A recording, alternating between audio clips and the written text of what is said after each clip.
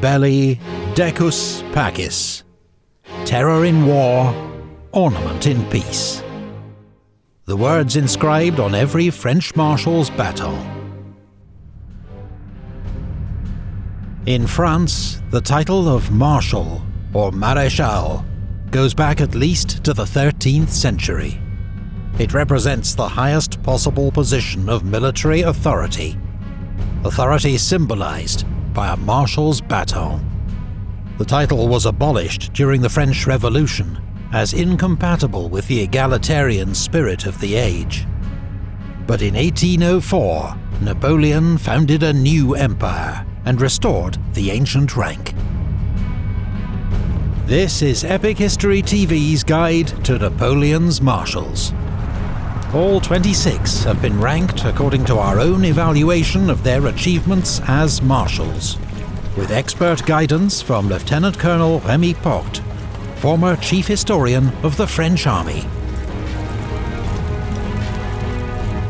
We're delighted to welcome back as our video sponsor, NapoleonSouvenirs.com, the online shop for fans of the Napoleonic era.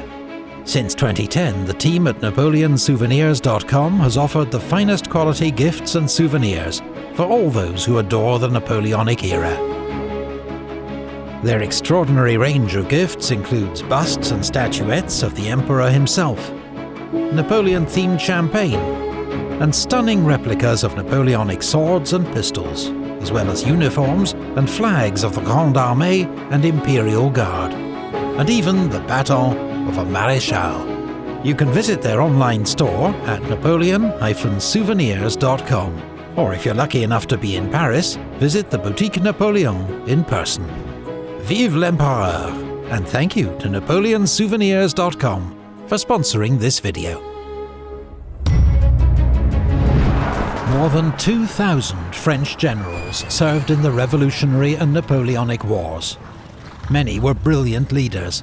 A few probably deserved to be marshals, more than some who were. Any selection can only be difficult and highly subjective, but here's our pick of 12 of the best. Bertrand, Napoleon's faithful aide-de-camp, who commanded 4th Corps at the Battle of Leipzig. Clausel, a veteran commander of the war in Spain. Desaix, Napoleon's close friend, killed at Marengo, aged 31. Prince Eugène, Napoleon's adopted son, a hero of the Russian retreat.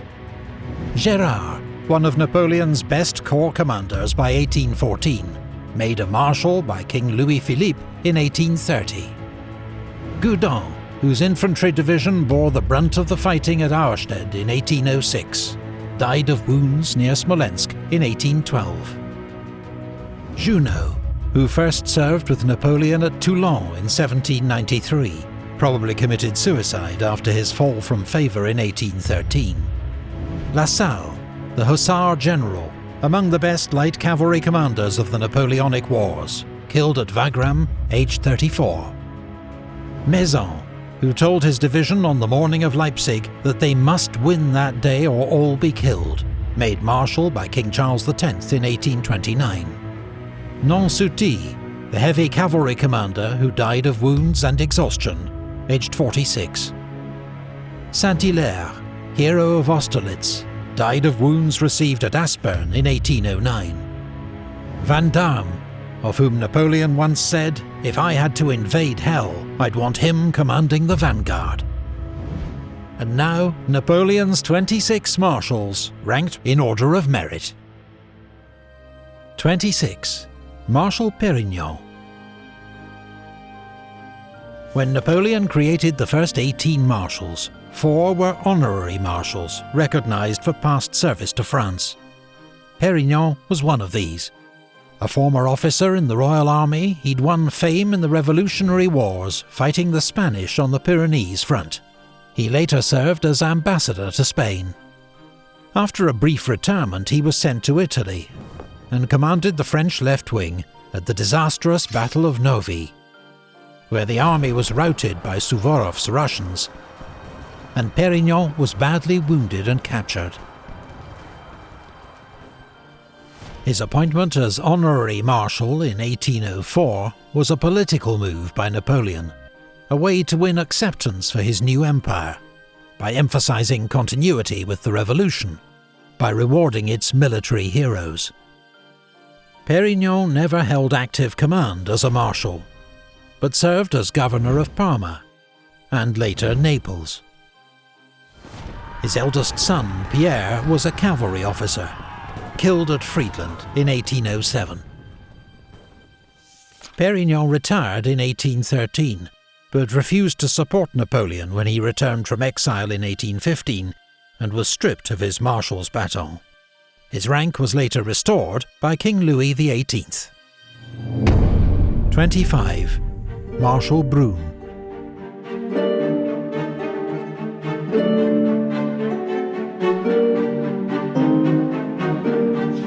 Brune was another marshal whose appointment owed much to politics. As a fiery Republican and former close ally of revolutionary leader Georges Danton, his support was politically useful for Napoleon. Brune joined the army during the Terror, the most extreme period of the revolution.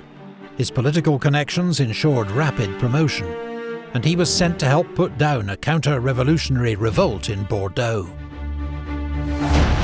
In 1795, as a 30-year-old brigadier general, he helped Napoleon disperse a royalist mob in Paris with the famous whiff of grape shot. Brune then served with Napoleon in Italy, fighting in several of his famous early victories.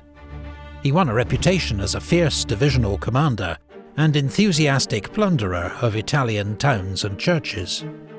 In 1798, he commanded the French occupation of Switzerland, while extorting 200,000 francs from the wealthy Swiss communes, the equivalent of several $1 million today. It was said that Brune's personal carriage was so laden with gold when it left Switzerland that it immediately broke down. The next year he won his most important victory, while commanding French forces in Holland, defeating an Anglo-Russian army at the Battle of Castricum and saving France from invasion. But a short, calamitous spell commanding the army of Italy convinced Napoleon that Brune was not fit for high command. Instead, he sent him to be ambassador to the Ottoman Empire, where in 1804 he learned that he'd been made a marshal. But Brune's lack of delicacy, combined with a towering sense of self-importance, did not make him a successful diplomat. He was recalled to France, but as governor of the Hanseatic ports, blundered again, drafting a treaty with Sweden that failed to make any mention of the French emperor. Whether a deliberate insult or act of incompetence, Napoleon was furious, and Brune was sacked. Brune spent the next 7 years at his country estate. He bitterly opposed the return of the Bourbon monarchy in 1814, and rallied to Napoleon when he returned from exile the next year. But in the tumult following Napoleon's defeat at Waterloo, Brune was cornered by a royalist mob in Avignon, murdered and tossed into the River Rhône. 24. Marshal Sérurier.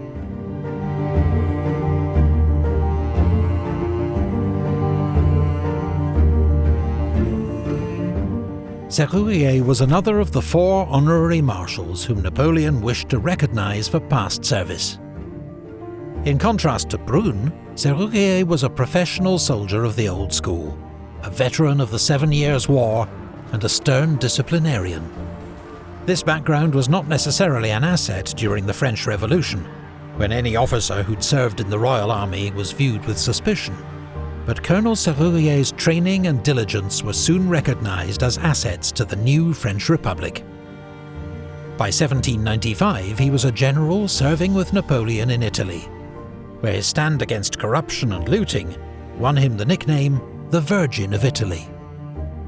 Sérurier was a reliable, if unspectacular, commander, who won an important victory at Mondovi at a crucial moment in Napoleon's rise to fame. The following year, he accepted the Austrian surrender at the end of the long siege of Mantua. 2 years later, Fighting under General Moreau's command, Sérurier and his division were cut off by the Russians and forced to surrender. Released on parole, he was back in Paris in time to support Napoleon's coup d'etat of 18 Brumaire. Sérurier then retired from active command, but Napoleon, remembering his past service, made him an honorary marshal and governor of Les Invalides, the retirement home and hospital for old soldiers. There, shortly before the fall of Paris in 1814, Sérurier oversaw the burning of more than 1,000 captured flags and standards, to prevent them falling into Allied hands. 23. Marshal Kellermann.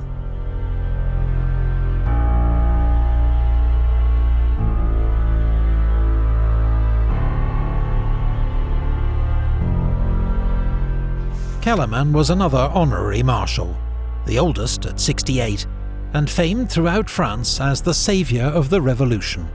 A career soldier from a middle-class background, he'd seen distinguished service as a cavalry officer in the 7 Years' War. At the beginning of the Revolutionary Wars, he was a general, commanding a frontier army at the moment of greatest crisis, when it seemed foreign invasion was about to stamp out the revolution and restore the ancien régime. But at Valmy, in September 1792, Kellermann's Army of the Centre stood its ground, and with a ferocious artillery barrage, persuaded the Prussian army to withdraw. Valmy was not a stunning tactical victory, but it was a turning point of history that saved the infant French Republic. When the revolution took a more radical turn, even a war hero like Kellermann became suspected of royalist links, and spent a year in prison under the threat of the guillotine. Acquitted and restored to command, he was poised to launch a new offensive in Italy, when he was sidelined, first by General Scherer, then in favour of a rising new talent, General Bonaparte. Kellermann later specialised in army administration and training, a role he continued to perform under Napoleon, whilst also entering politics and serving as President of the Senate. His son, General François-Étienne Kellermann, followed in his father's footsteps, serving as one of Napoleon's best cavalry commanders. 22. Marshal Grouchy.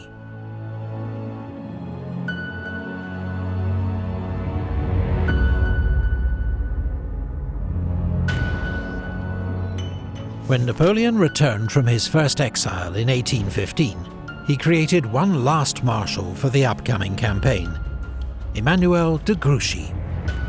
Although now infamous for failing to march to Napoleon's aid during the Battle of Waterloo, up to that moment Grouchy had had a long and distinguished military career.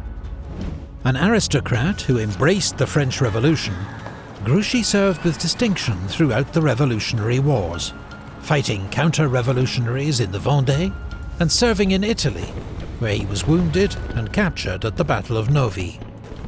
Under the Empire, Grouchy excelled as commander of a dragoon division in Marshal Murat's cavalry reserve. He was praised by the Emperor for his part in the Great French Charge at Eylau, played an important role buying time for Napoleon at Friedland, and expertly covered the French right wing at Wagram. For the invasion of Russia, he commanded 3rd Cavalry Corps and was wounded at Borodino. He survived the horrors of the retreat, but was left so exhausted it took him several months to recover. He returned for Napoleon's 1814 campaign in France, and was wounded twice more. Grouchy was made a marshal at the start of the 100 Days campaign, and commanded Napoleon's right wing at Ligny. After the battle was won, he was ordered to pursue the retreating Prussians to prevent them joining up with Wellington's Anglo-Allied army.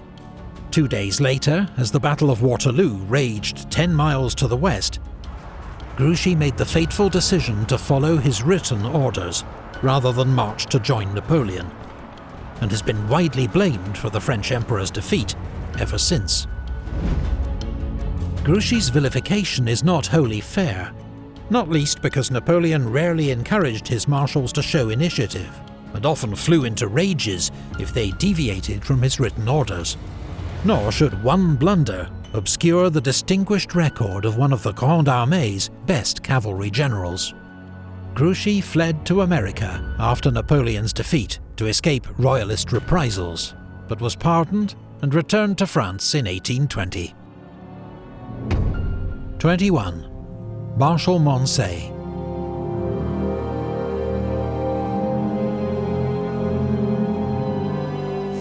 Moncey ran away from home to join the army at the age of 15. After 20 years of uneventful service, he'd risen no higher than the rank of captain.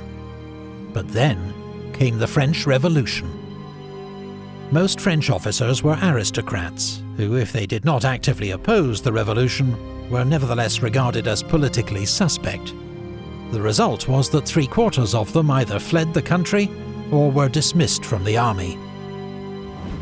Moncey, a middle-class officer with no strong political views, reaped the benefit, with meteoric promotion. By 1794, General Moncey was leading the army of the Western Pyrenees to victory over the Spanish, on what was admittedly a relative backwater of the Revolutionary Wars. In 1797 he was dismissed for alleged royalist sympathies, but reinstated in time to support Napoleon's coup of 18 Brumaire. By his own admission, Moncey was a sensitive officer, honest, honourable, but lacking a ruthless streak or iron will to succeed. Napoleon was aware of his limitations as a general, but made him a marshal in 1804 as part of his emphasis on continuity between the Republic and his new empire. Moncey was appointed Inspector General of the Gendarmerie, France's militarized police force, and spent most of the rest of his career commanding reserve troops. He only held one field command again. In light of his victorious record against the Spanish, he was given command of a corps for the 1808 invasion of Spain, operating in the south of the country with mixed success. In 1809 he was replaced by General Junot and returned to France. Moncey's finest hour came in the dying days of the Empire, leading the National Guard of Paris in a courageous but doomed defence of the French capital. In 1815, the restored King of France, Louis XVIII, ordered Marshal Moncey to preside at the trial of Marshal Ney for treason.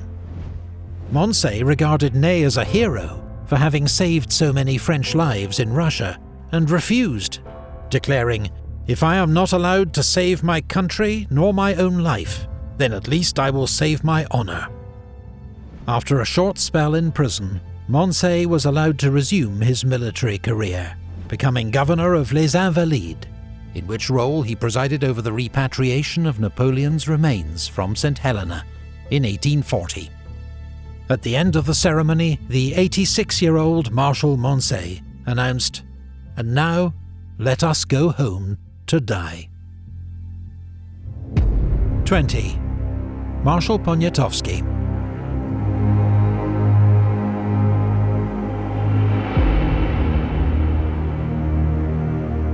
Prince Józef Poniatowski was the King of Poland's nephew, but his military career began as a cavalry officer in the Austrian army, even serving as aide-de-camp to Emperor Józef II himself. In 1789 he transferred to the Polish army with the rank of Major General, but could not save Poland from partition by its rapacious neighbours, Russia, Prussia and Austria. By 1795, Poland had vanished from the map, swallowed up by its rivals. After Napoleon's defeat of Prussia in 1806, Poniatowski decided loyal service to the French Emperor was the best way to win Poland's restoration, although he never fully trusted Napoleon's aims. Sombre, serious and brave, Poniatowski proved an able commander of Duchy of Warsaw forces in Napoleon's service. When war broke out with Austria in 1809, while Napoleon advanced on Vienna, Poniatowski waged a brilliant supporting campaign against a larger Austrian army in Galicia. For the invasion of Russia, he commanded the Polish 5th Corps. He and his troops distinguished themselves first at Smolensk and again at Borodino, leading the attack on the right wing. Poniatowski and his corps performed heroically throughout the campaign, motivated in part by their old animosity towards Russia. But by the end of the retreat, 5th Corps had been virtually destroyed. Poniatowski remained loyal to Napoleon, even though the disaster in Russia paved the way for the Russian reoccupation of Poland. He rejoined Napoleon in Germany in 1813 and was given command of the Polish 8th Corps.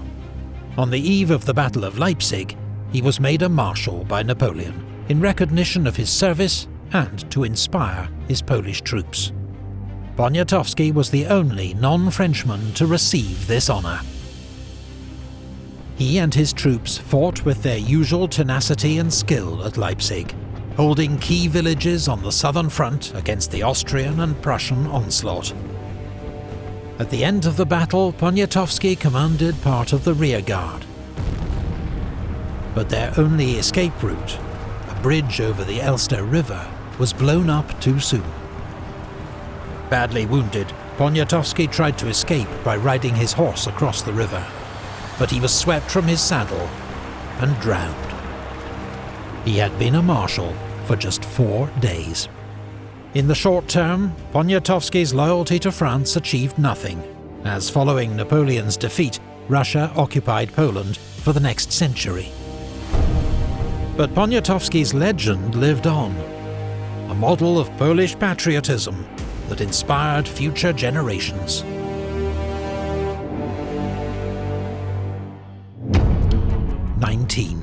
Marshal Jourdan.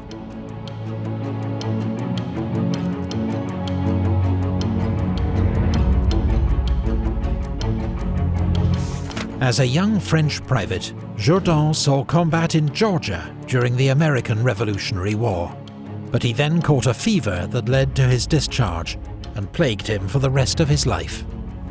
When the French Revolution began, he was elected captain of his local National Guard unit, fought at the battles of Jemappes and Hochschutter, and was rapidly promoted to general. In 1794, he made his name defeating coalition forces at the Battle of Fleurus. This was a crucial victory of the Revolutionary War, which handed France control of Belgium for 20 years. It was also notable for the French army's use of balloon reconnaissance, the first effective use of an aircraft in military history. Jourdan became a prominent politician under the Directory, lending his name to a law that formalized France's policy of mass conscription. As a committed Republican, Jourdan refused to support Napoleon's coup of 18 Brumaire, but his fame as the victor of Fleurus was enough to ensure he became a marshal in 1804. Jourdan was on good terms with Napoleon's elder brother, Joseph. When Joseph became king of Spain in 1808, Jourdan went with him as his military advisor. But the situation in Spain would prove beyond Jourdan's military skills to solve. He faced stubborn resistance from the Spanish and Portuguese, supported by the British, and an equally stubborn refusal to cooperate from other French marshals in Spain, theoretically under Jourdan's command, but who repeatedly ignored his orders and openly questioned his competence. Marshal Soult in Andalusia was a prime offender, while Marshal Victor's insubordination at the Battle of Talavera contributed directly to the French defeat. Struck by another bout of ill health, Jourdan went home to recover. 2 years later he returned to Spain, but at the Battle of Vitoria in 1813, he and King Joseph were outmaneuvered and decisively beaten by Wellington, leading to the collapse of the Bonapartist Kingdom of Spain. Jourdan never held a major command again, but his 20 years of service and evident patriotism were widely recognized and respected. He was made a peer by Napoleon, a count by Louis XVIII, and died in 1833 while serving as governor of Les Invalides. 18. Marshal Bernadotte.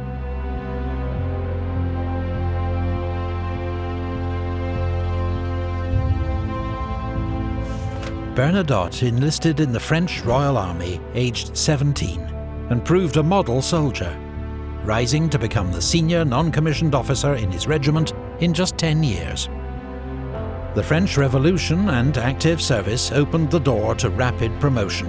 He was made an officer, and thanks to exemplary leadership and courage, rose in rank from captain to general of division in a single year. Not even Napoleon rose through the ranks as quickly. He particularly distinguished himself at Fleurus, leading an attack that helped secure Jourdan's famous victory. As a professional soldier and ex-sergeant major, Bernadotte insisted on the highest standards of discipline and conduct from his men. He even fought a duel with his own chief of staff, whom he accused of taking a bribe. In 1797, Bernadotte was transferred to Italy, where he served under Napoleon's command for the first time. By this stage, both men had brilliant reputations, but despite a good first meeting, a clash of styles and jealous rivalry soon emerged between them. What's more, Bernadotte had immediately got on the wrong side of the future Marshal Berthier, Napoleon's chief of staff, by arresting one of his friends for insubordination. In 1798, Bernadotte married Napoleon's ex-fiancée, Désirée Clary. Her sister Julie was married to Napoleon's brother, Joseph, meaning Bernadotte was now family. But when Napoleon asked Bernadotte to support his coup of 18 Brumaire, he refused, though he did not actively oppose it. Napoleon suspected Bernadotte of conspiring against him, but the Clary sisters helped to keep the peace. Throughout this period, Bernadotte held key posts as Minister of War in 1799, Commander of the Army of the West in 1800, and Governor of Hanover in 1804, proving highly effective in each role. That year, Napoleon made Bernadotte a marshal, and he commanded First Corps at the Battle of Austerlitz, playing a relatively minor part in the Emperor's great victory.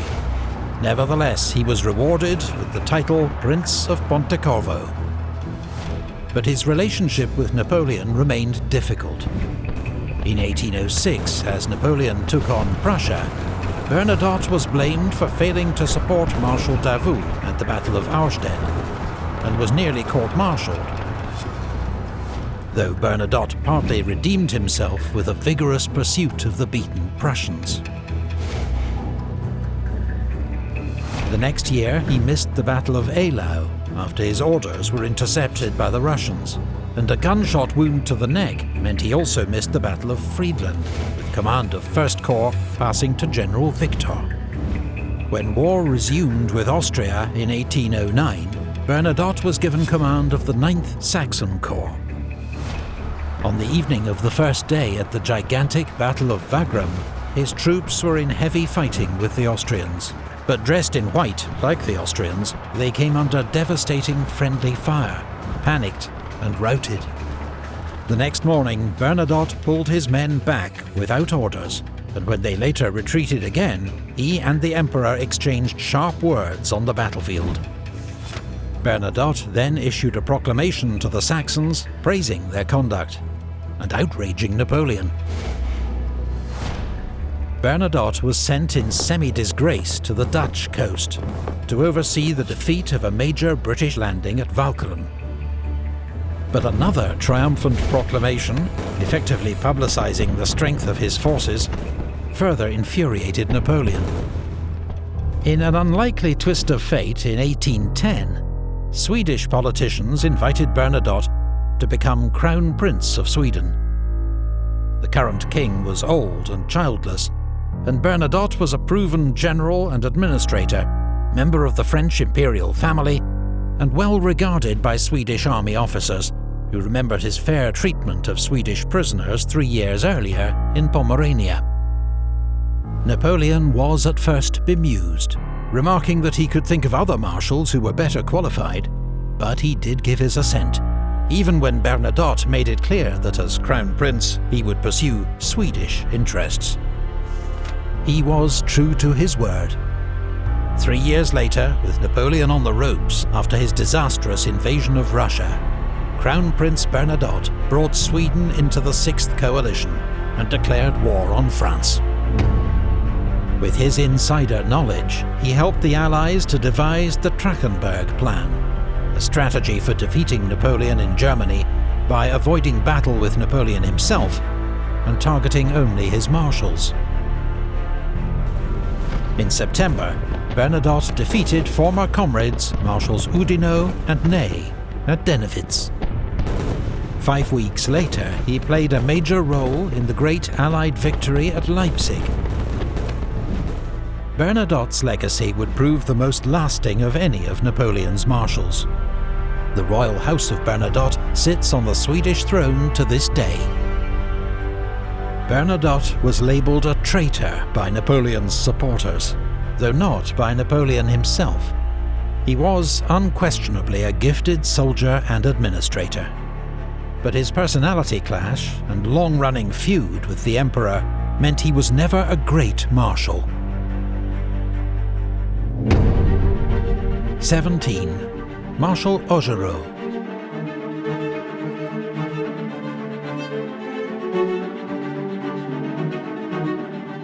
Augereau had, by his own account, an eventful younger life, serving at various times with the French, Russian and Prussian armies, deserting or being kicked out of all three in dubious circumstances.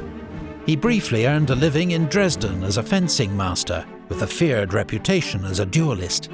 He embraced the French Revolution and joined a volunteer cavalry regiment known as the German Legion, before holding various staff and training roles where his experience in the regular Prussian army proved valuable. Promoted to general, Augereau served in the Eastern Pyrenees, where his flair for tactics and bold, decisive action helped win a series of victories over the Spanish. Later serving in Italy under Napoleon, Augereau proved a highly effective divisional commander. The future emperor's reports were glowing. Strong character, firmness, energy, has the habit of war, liked by his men, and lucky. In 1796, Augereau played a leading role in Napoleon's victories over the Austrians at Castiglione and Arcole. In fact, the painting of Augereau's heroism at Arcole Bridge long predates the more famous version by Vernet, in which Napoleon takes centre stage, and is an even greater work of fiction.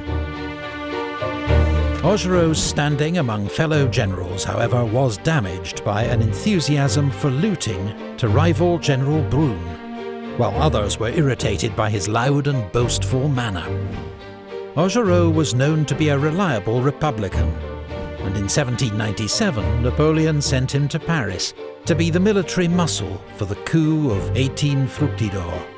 This was an army-backed purge of pro-royalist politicians threatening to restore the French monarchy. A brief spell in charge of the Army of the Rhine demonstrated that Augereau was not suited for high command, as his unruly entourage and obsession with plunder caused chaos at headquarters. As a Republican, Augereau initially opposed Napoleon's seizure of political power, but soon sensed which way the wind was blowing and pledged support. Created a marshal in 1804, status, wealth and declining health served to mellow Augereau's behaviour. He commanded 7th Corps in the 1805 campaign, but was held in reserve and missed the great battles of Ulm and Austerlitz. The following year, he was in the thick of the fighting at Jena, leading 7th Corps against the Prussian southern flank. At Eylau in 1807, Augereau was so ill he had to be strapped to his horse, but led 7th Corps into battle in terrible winter conditions. Ordered to advance, his corps lost its way in a blizzard, was mown down by Russian guns, charged and virtually destroyed. Augereau himself was hit and crushed under his own horse.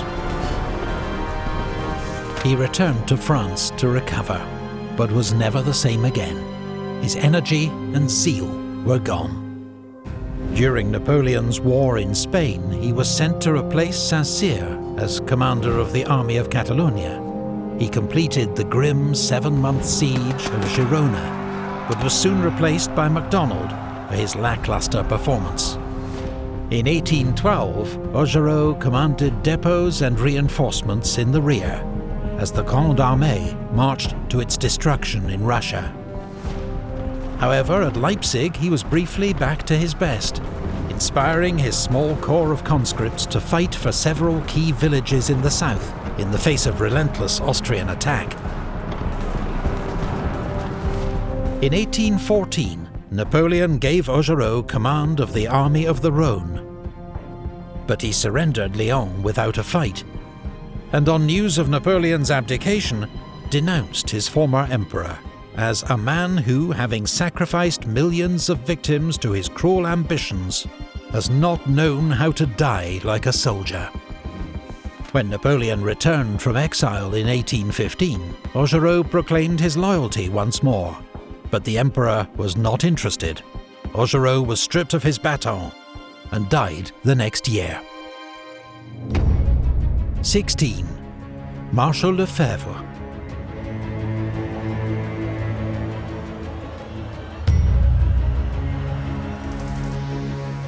François Lefebvre was a sergeant with 16 years' service in the elite Garde Française when the French Revolution broke out.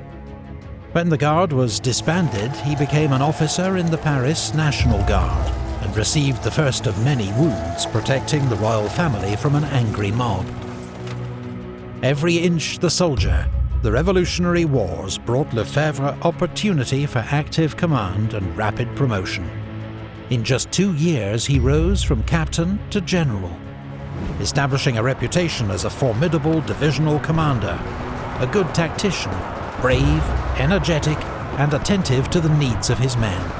His chief of staff, the future Marshal Soult, acknowledged that he learned much from Lefebvre's example. In 1799, Lefebvre commanded the Paris military district. Not much impressed by politicians, when Napoleon asked him to support a coup, he was all for it, declaring, "Yes, let's throw the lawyers into the river." In 1804, Napoleon made Lefebvre an honorary marshal. Honorary because Napoleon assumed Lefebvre would prefer a quiet life in the Senate, after a decade's active service with the scars to prove it. But he'd underestimated Lefebvre, who pleaded for a frontline role. So the emperor gave him command of the Imperial Guard Infantry for the Jena campaign. The next year, Lefebvre commanded the siege of Danzig, inspiring the troops of 10th Corps by leading one counterattack in person. After the successful conclusion of the siege, Napoleon awarded Lefebvre the title Duke of Danzig. Lefebvre's record as a corps commander was mixed. In Spain, he exasperated Napoleon by twice ignoring orders. But in 1809, when Archduke Charles of Austria launched a sudden attack on Bavaria, Lefebvre's Bavarian 7th Corps was crucial in slowing the enemy advance, until Napoleon arrived to take charge. He was then given the difficult task of suppressing a popular revolt in the Tyrol, led by Andreas Hofer, which he achieved despite some early setbacks. For the invasion of Russia, Lefebvre commanded the infantry of the Old Guard. During the retreat from Moscow, the 57-year-old Marshal insisted on marching on foot at the head of the Guard all the way. At the end of the retreat, he was devastated to learn that his son, a 27-year-old general, was among nearly 100,000 men who had not survived the march. He had been Lefebvre's last surviving child, of 14. After a year recovering from exhaustion and grief, Lefebvre returned to lead the Old Guard one last time in the defence of France. and was in heavy fighting at Montmirail and Montereau. But in April 1814, he was one of the marshals who confronted Napoleon with the reality of his position and forced him to abdicate. Lefebvre and his wife, an ex-washerwoman turned duchess, were famous for their lack of airs and graces, for honest, blunt speech, and for always helping out old comrades. When a friend commented on Lefebvre's wealth and titles, the marshal invited him into the courtyard. "I'll have 10 shots at you with a musket at 30 paces, he told him. "If I miss, the whole estate is yours." When the friend declined, Lefebvre added, "I had 1,000 bullets fired at me from closer before I got all this." Lefebvre was too exhausted to take an active role in the Waterloo campaign, though he accepted a role as a senator under Napoleon, which led to a brief period in disgrace when the Bourbons returned. His rank and honours were restored to him a year before his death, in 1820. 15. Marshal Mortier.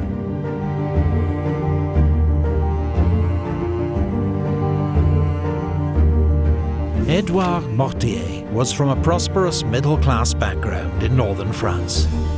When the French Revolution began in 1789, he volunteered for the National Guard, a new middle-class militia charged with preserving order and defending against counter-revolution. When war broke out with France's neighbours, Mortier's unit was sent to the front.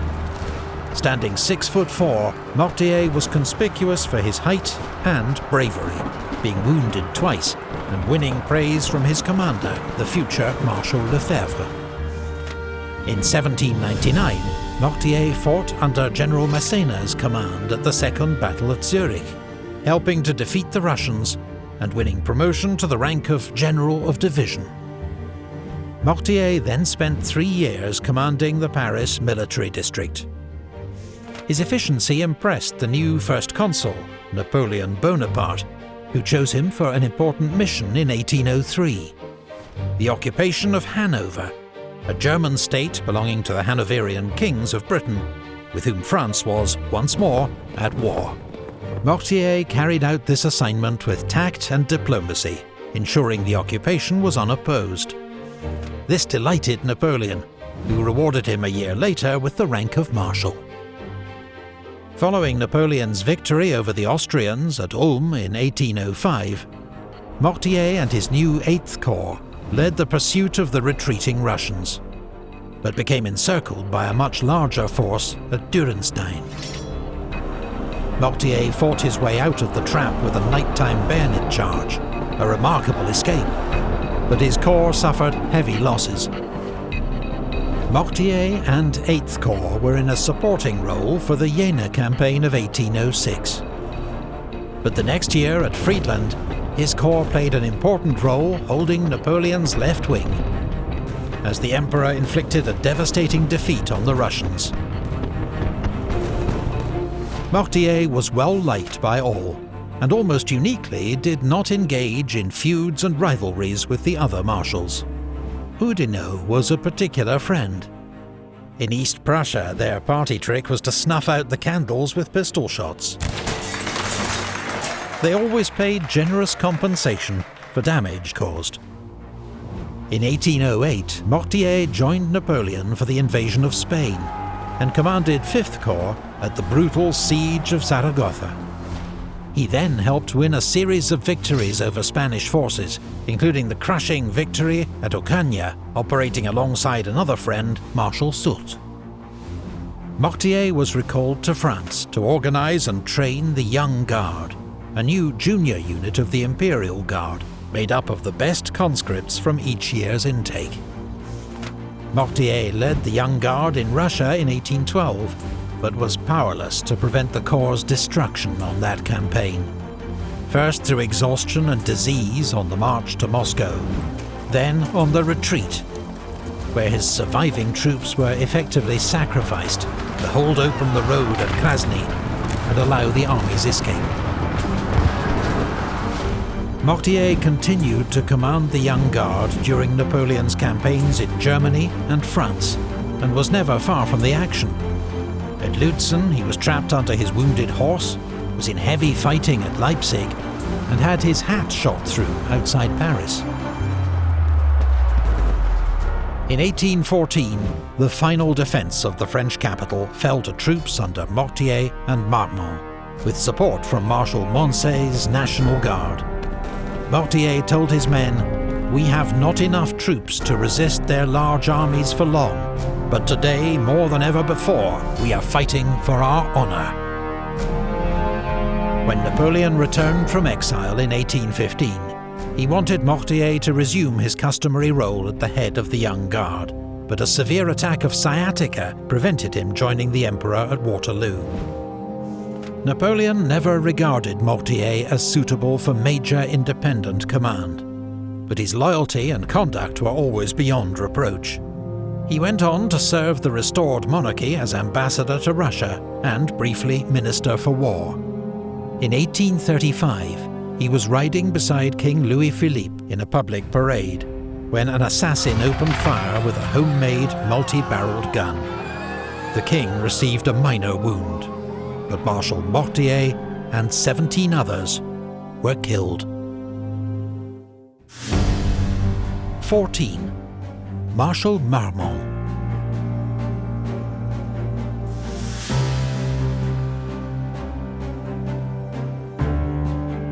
Marmont, like Napoleon, was a trained artillery officer and met the future emperor for the first time at the Siege of Toulon, where Napoleon made his name. They formed a friendship, and when Napoleon was given command of the French army in Italy, he took Major Marmont with him as an aide-de-camp. Marmont distinguished himself at several of Napoleon's early victories in Italy, and was commanding his own artillery regiment by the age of 23. As part of Napoleon's inner circle, Marmont accompanied him on his expedition to Egypt in 1798, fighting in the battles of Alexandria and the Pyramids. Naturally, he backed Napoleon's coup of 18 Brumaire, as Napoleon overthrew the Directory and made himself first consul of France. 6 months later, Napoleon led an army over the Alps into Italy. It was his artillery commander, General Marmont, who figured out how to get the cannon through the mountain passes using man-hauled sledges.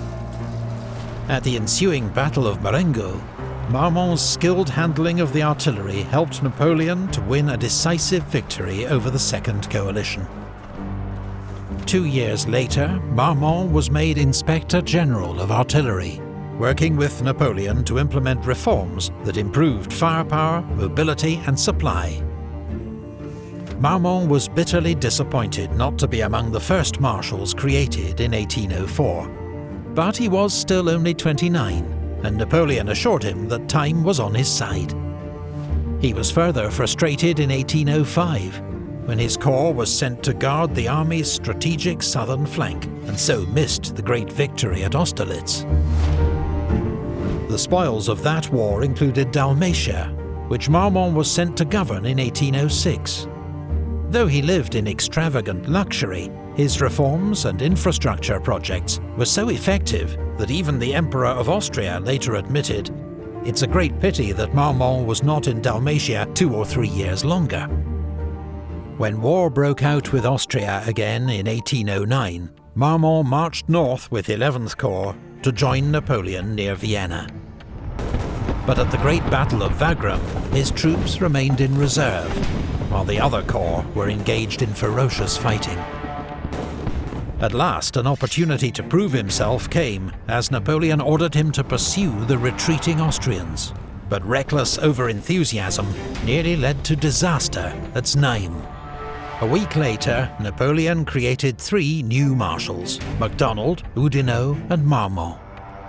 MacDonald for France, it was said, Oudinot for the army, Marmont for friendship. Napoleon then rather undermined the moment by telling Marmont, "Between ourselves, you've not yet done enough to justify my choice." His big chance came in 1811, when he was sent to Spain to replace Marshal Masséna.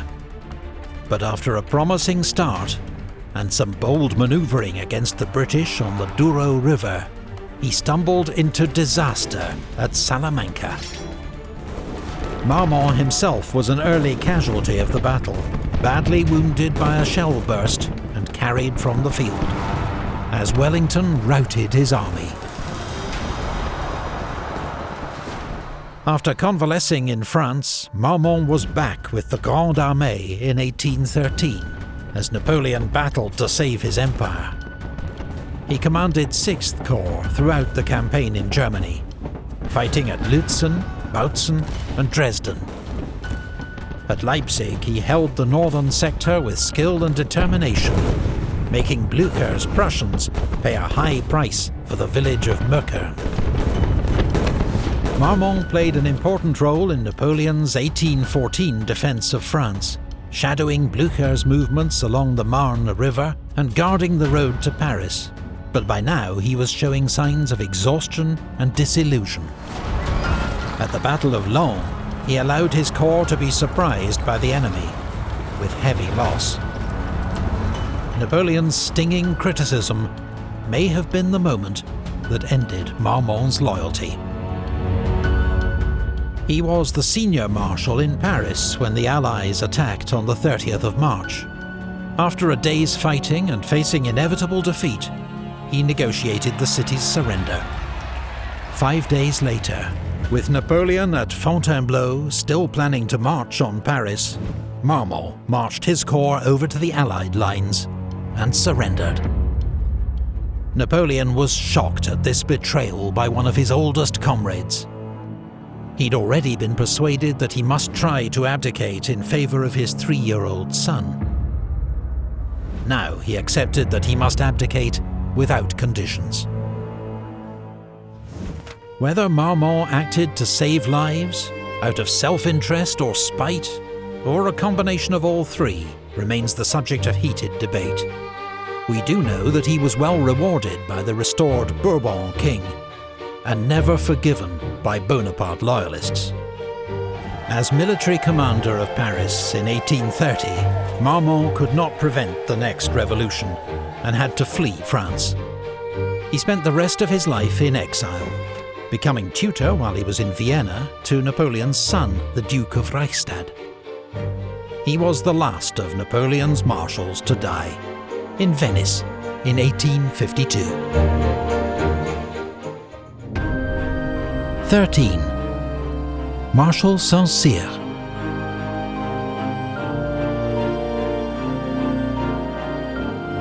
Gouvion Saint-Cyr was a gifted student who ran away from a miserable childhood to become an artist. A passionate Republican, he embraced the French Revolution and later volunteered for military service. Though proud and aloof by nature, his Republican politics and sharp intellect ensured he was elected captain of his company. His skill at drawing enemy positions then got him noticed by General Custine, who gave him a job on his staff. During these turbulent early years of the Revolution, Custine was one of several generals who was punished for defeat with a trip to the guillotine. Saint-Cyr's instinctive grasp of warfare, brilliant planning and tactics won him promotion from volunteer to general of division in 2 years. An even more remarkable achievement, as he'd had no formal military training. But his cold, analytical approach meant that he was always a respected leader, rather than loved. After 5 years' service with the Army of the Rhine, he was sent to Italy. At the disastrous Battle of Novi, he commanded the French right wing, but skillfully extricated his troops from the debacle. The next year he was back on the Rhine and won a brilliant victory over the Austrians at Biberach. But a bitter dispute with his commander, General Moreau, encouraged rumours that Saint-Cyr was impossible to work with. Saint-Cyr believed soldiers should not meddle in politics, and did not support Napoleon's seizure of power in 1799. Nor did he show much enthusiasm for Napoleon's decision to crown himself emperor 5 years later.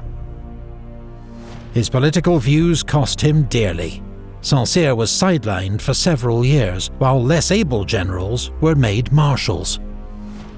In 1805 he commanded French forces in central Italy, but when he was made subordinate to Marshal Masséna, a man whom he personally detested, he returned to Paris, even when Napoleon threatened to have him shot for desertion. In 1808, Saint-Cyr was given command of a corps for the invasion of Spain, but his failure to take Girona meant he was relieved of command. Leaving in a fury before his replacement, Marshal Augereau, had arrived, he was nearly court-martialed again for desertion. Saint-Cyr's military talent, however, was not in doubt. In 1812 he was recalled for the Russia campaign, with command of 6th Bavarian Corps. His role was to support Marshal Oudinot in guarding the northern flank of the French salient. When Wittgenstein's Russians attacked at Polotsk, Oudinot was wounded and Saint-Cyr took over command, turning probable defeat into a brilliant victory. For this achievement, Napoleon awarded Saint-Cyr his Marshal's baton. But 2 months later, at a second Battle of Polotsk, Saint-Cyr was attacked by a larger Russian army, seriously wounded in the foot and forced to pull back.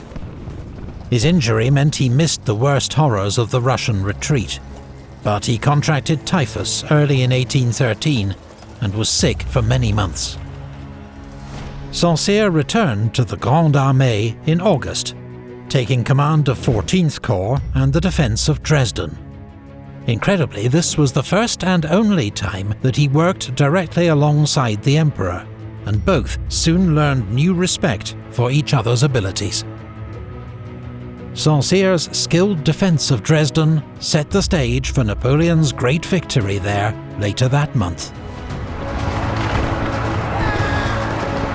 But Saint-Cyr was incredulous when Napoleon later ordered him to remain in Dresden, while other forces concentrated for the decisive Battle of Leipzig, 60 miles to the west. Napoleon's defeat at Leipzig meant that Saint-Cyr and other garrisons in the east were cut off and had to surrender that autumn. Saint-Cyr took no part in the 100 Days, determined to keep out of France's political disputes. Under the restored monarchy, he served as Minister of War, and tried but failed to save Marshal Ney from the death penalty. He also struggled to enact military reforms in the face of royalist opposition, eventually resigning in disgust and retiring to his country estate. Marshal Saint-Cyr remains one of the great what-ifs of the Napoleonic Wars, an extremely able commander sidelined for his politics, who might well have proved one of Napoleon's very best marshals. 12. Marshal Oudinot.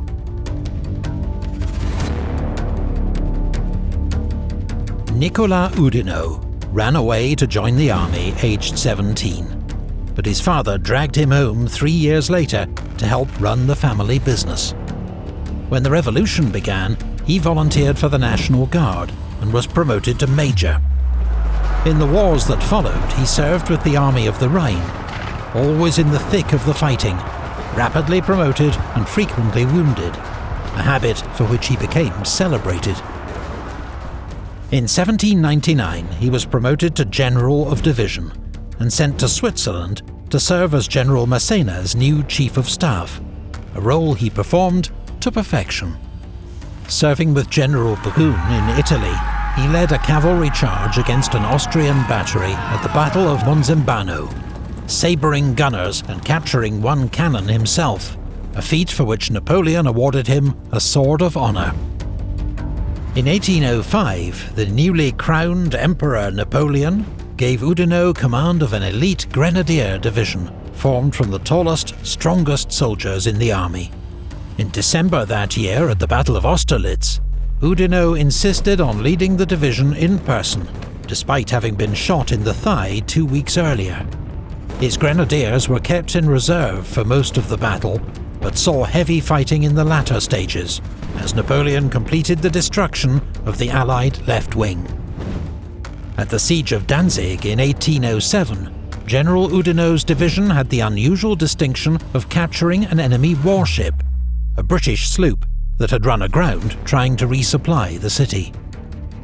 A month later, at Friedland, Oudinot and his grenadiers were under Marshal Lannes' command and played a crucial role holding up the Russian army, until Napoleon arrived to deal a decisive blow.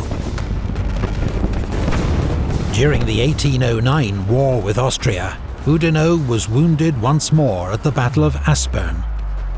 When Marshal Lannes died of his wounds, Napoleon chose Oudinot to succeed him as commander of 2nd Corps.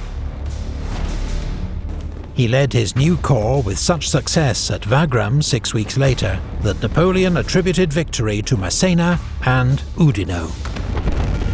A week later, he became one of 3 new marshals, one for France, one for the army, one for friendship. Oudinot, the army's choice, fearless and much loved, a man whose courage inspired all around him. He later received an additional reward, the title Duke of Reggio. In 1812, Marshal Oudinot led 2nd Corps into Russia, but was wounded again at Polotsk and handed over command to General Saint-Cyr. 10 weeks later, he was back with his corps, marching south to join up with Napoleon's army on its retreat from Moscow. Oudinot's men were shocked when they saw their old comrades from the main column. They looked more like fugitives than soldiers of the Grande Armée. Since Oudinot's 2nd Corps was in better shape than most, it formed the vanguard for the desperate crossing of the Berezina River. But the next day, in bitter fighting to hold the bridgehead against the Russians, Oudinot was shot from his saddle. He was carried back to a cottage with a serious gunshot wound, but then he and his party became surrounded by Cossacks. Oudinot asked for his pistols, and from his bed, aiming through an opening opposite, began firing at the Cossacks. They were rescued by friendly troops, just in time. Oudinot was back with the Grande Armée in Germany in 1813. In August, Napoleon ordered him to lead an advance on Berlin, but he was defeated by Bernadotte's Army of the North at Grossbeeren. He then retreated in the wrong direction, causing Napoleon to remark, "It's truly difficult to have less brains than the Duke of Reggio." In Oudinot's defence, he'd probably been given an impossible task. Insufficient men to take on a strong opponent, bad weather, terrible roads, and he himself unwell, possibly not yet recovered from his ordeal in Russia. Napoleon put Oudinot back where he was most effective, leading troops in combat under his close supervision. At Leipzig, he commanded 2 divisions of the Young Guard, engaged in heavy fighting on the southern front for 2 days. Oudinot continued to serve the Emperor courageously and loyally as a corps commander in the final campaign of 1814. But in April, he was one of several marshals to confront Napoleon with the reality of his position and force his abdication. When Napoleon returned from exile in 1815, Oudinot refused to break his new oath to the monarchy, but declared neutrality, telling Napoleon, "Since I shall not serve you, sire, I shall serve no one." He continued to hold senior commands under the Bourbons. By one estimate, Oudinot was wounded 36 times in his military career, more than any other marshal. Here are just 20 that we found details for. A fellow officer who bathed with him at a spa after the war saw the scars on his body and observed he was little more than a colander. Ironically, Oudinot was also one of the longest-lived marshals, dying aged 80 while serving as governor of Les Invalides. 11. Marshal Victor.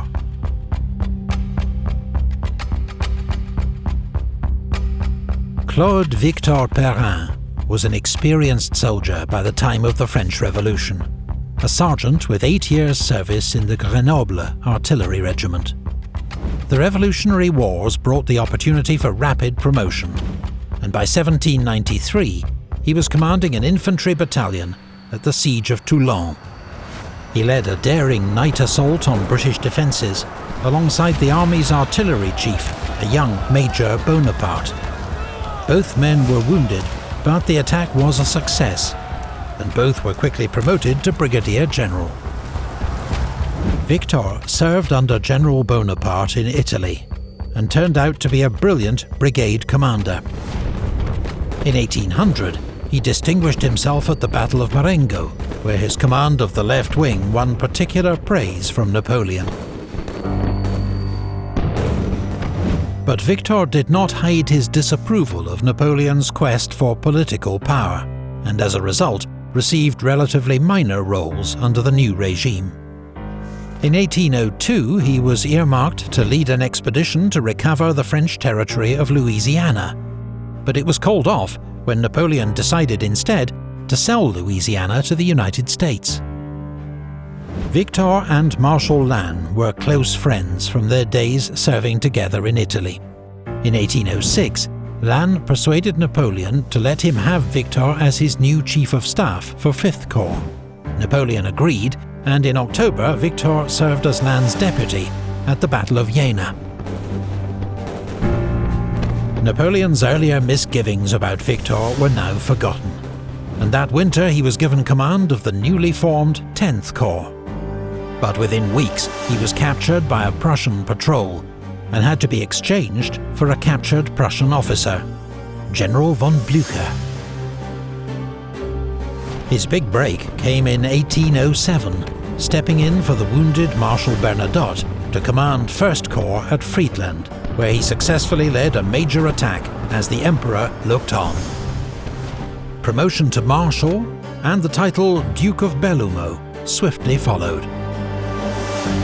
In 1808, Marshal Victor and 1st Corps took part in the invasion of Spain, where he'd be posted for the next 3 years.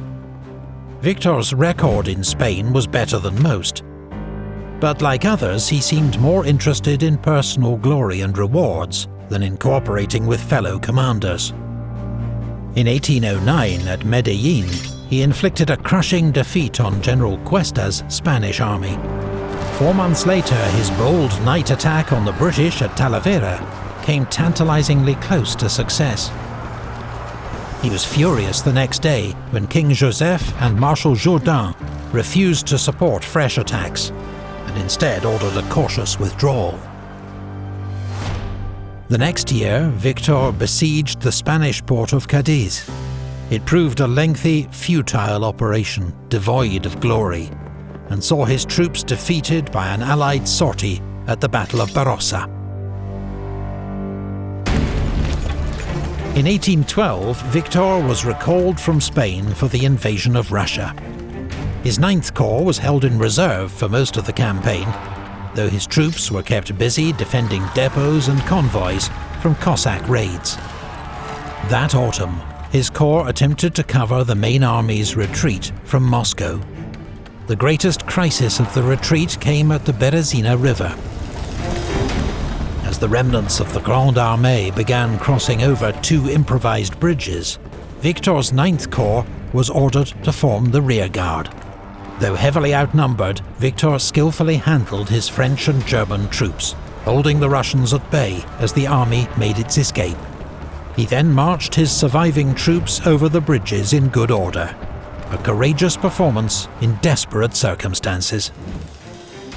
In Germany in 1813, Victor commanded 2nd Corps, and led the attack in Napoleon's last great victory at Dresden.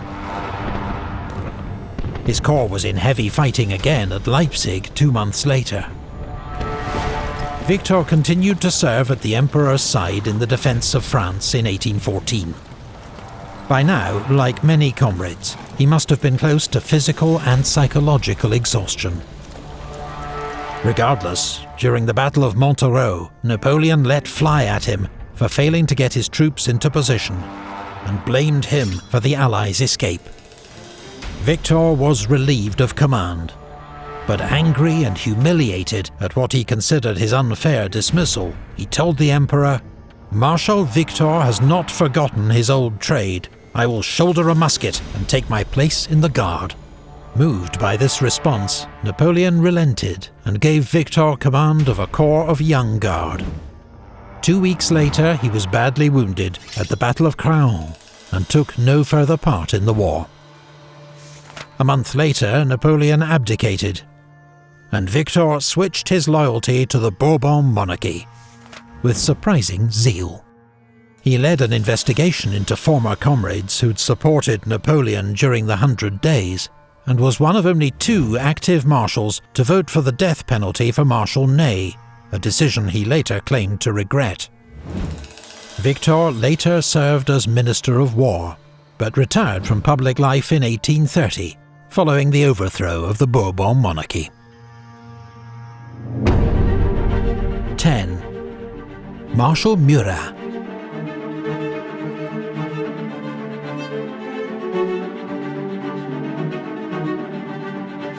Joachim Murat, the son of an innkeeper, was destined for a career in the church, but dropped out of college and joined a cavalry regiment instead. To his immense frustration, he saw little action in the early years of the Revolutionary Wars, being stuck with staff and training roles. But in 1795, while stationed in Paris with the 21st Chasseurs, fate intervened. A young general, Napoleon Bonaparte, had been put in charge of the defence of the National Convention. With a mob poised to storm the building, he ordered Captain Murat to bring him cannons, which he did, racing the guns through the city streets, allowing Napoleon to mow down the mob with a famous whiff of grape shot. Napoleon was hailed as the saviour of the government and rewarded with command of the Army of Italy. Murat was promoted colonel and went with him as his new aide-de-camp. He soon made a name for himself as a bold and brilliant leader of cavalry, while his 6-foot height, curly locks and love of women ensured fame as France's foremost beau sabreur.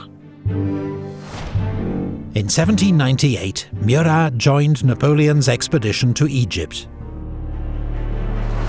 At the Battle of Aboukir, his flanking charge broke the enemy, and Murat personally took the Ottoman commander prisoner, despite being shot in the jaw, a wound which, to his immense relief, did not ruin his looks.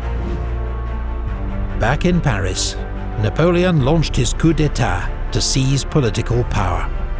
When he got a hostile reception from the Council of 500, it was Murat who saved the day, leading troops in to clear the chamber, shouting, "Citizens, you have been dissolved," before adding something a bit more coarse.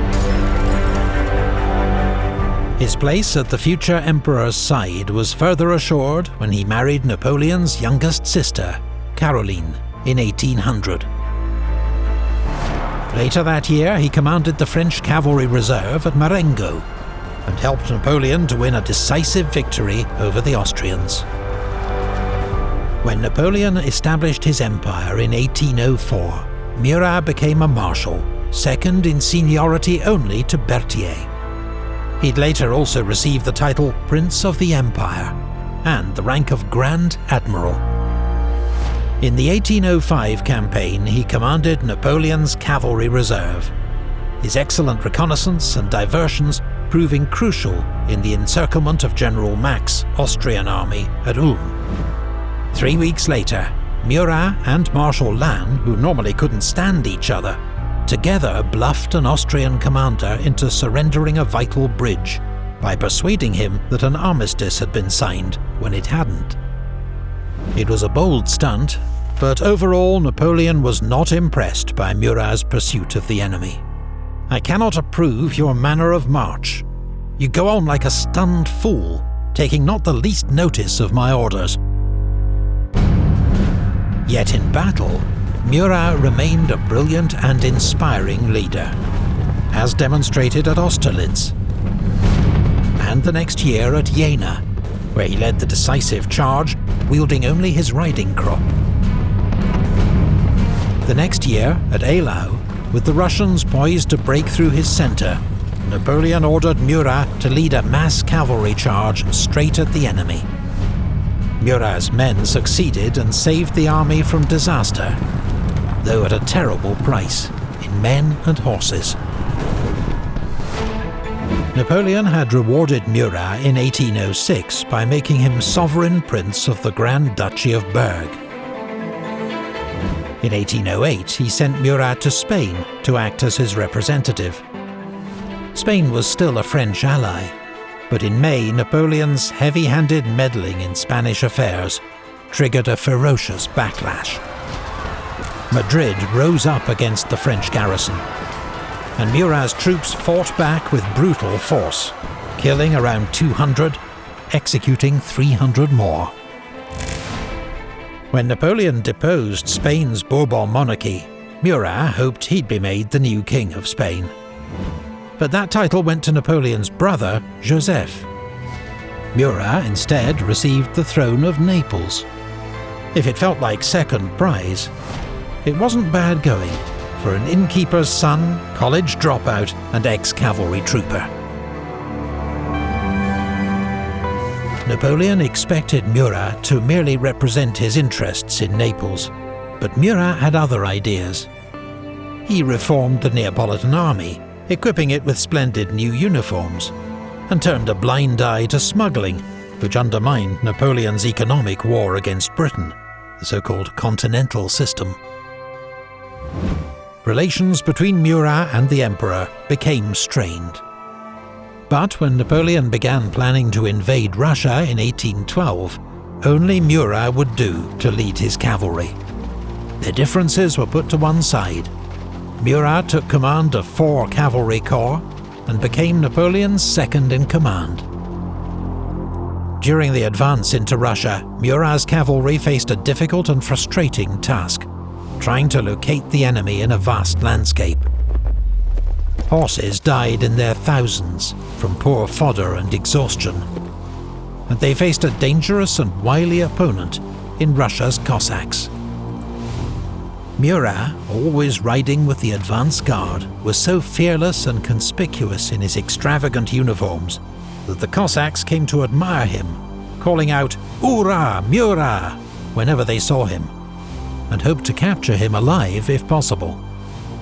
Murat was among those who tried to persuade Napoleon to halt the advance at Smolensk, but was ignored. At the great clash between the French and Russian armies at Borodino, Murat was at his best, directing a series of attacks on the Russian earthworks, always where the action was hottest, inspiring all with his courage. Murat remained with the army during the retreat from Moscow, though his magnificent cavalry had virtually ceased to exist. One eyewitness noted that throughout the ordeal, he never neglected his appearance. Even at the Berezina he looked splendid, in an open-necked shirt, velvet cloak, a white feather in his cap. When Napoleon left the army to return to Paris, he gave command to Marshal Murat. But Murat, now primarily concerned with hanging on to his kingdom, left the army a month later and returned to Naples, where he opened secret negotiations with the coalition. He offered to join the war against Napoleon if the other powers would let him keep his crown, but he received only a lukewarm response. So in 1813, when Napoleon asked Murat to join him in Germany to fight for their thrones together, he answered the call. Murat had become increasingly difficult to work with, oversensitive about his royal status, prone to tantrums, but in battle as fearless as ever. At Dresden, his charge through rain and mud shattered the Austrian left wing and paved the way for victory. But then at Liebert-Volkwitz, he showed his limitations when not under Napoleon's direct command, getting drawn into a major and unnecessary cavalry battle with coalition forces, and twice nearly being captured himself. 2 days later, at the Battle of Leipzig, he led another of history's great cavalry charges, coming close to breaking the enemy's centre, and even capturing the Allied monarchs. But it was not to be. The Battle of the Nations ended in a disastrous defeat. As Napoleon retreated to the French frontier, Murat informed the Emperor that he was leaving for Naples, promising to raise fresh troops. Murat and Napoleon would never meet again.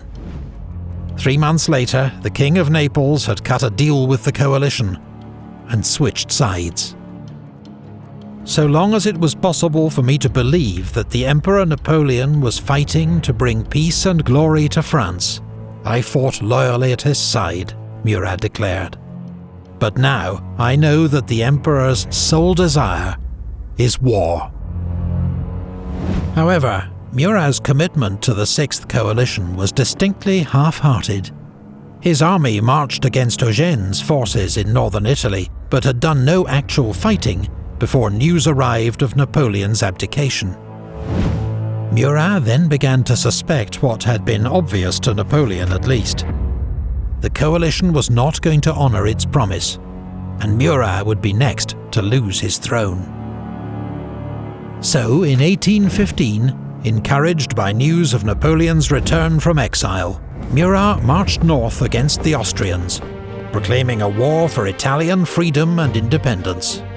Just 7 weeks later, his campaign ended in defeat at the Battle of Tolentino.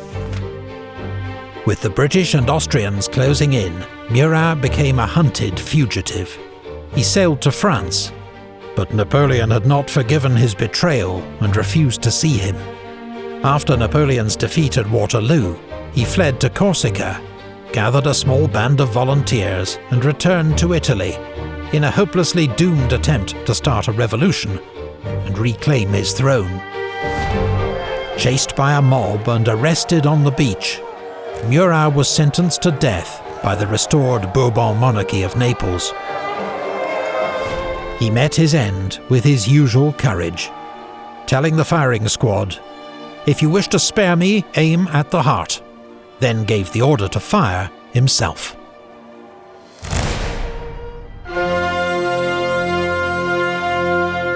Murat is rightly remembered as one of the great battlefield cavalry commanders of history. Inspirational, fearless, with brilliant tactical instinct. But outside of combat, he was, in Napoleon's estimation, a very poor general. He always waged war without maps. Worse, when the conflict turned against France, he allowed self-interest and vanity to prevail over loyalty to the Emperor. As Napoleon's chief of staff, Marshal Berthier, once told him, "You're only a king by the grace of Napoleon and French blood. It's black ingratitude that's blinding you." 9. Marshal Bessières.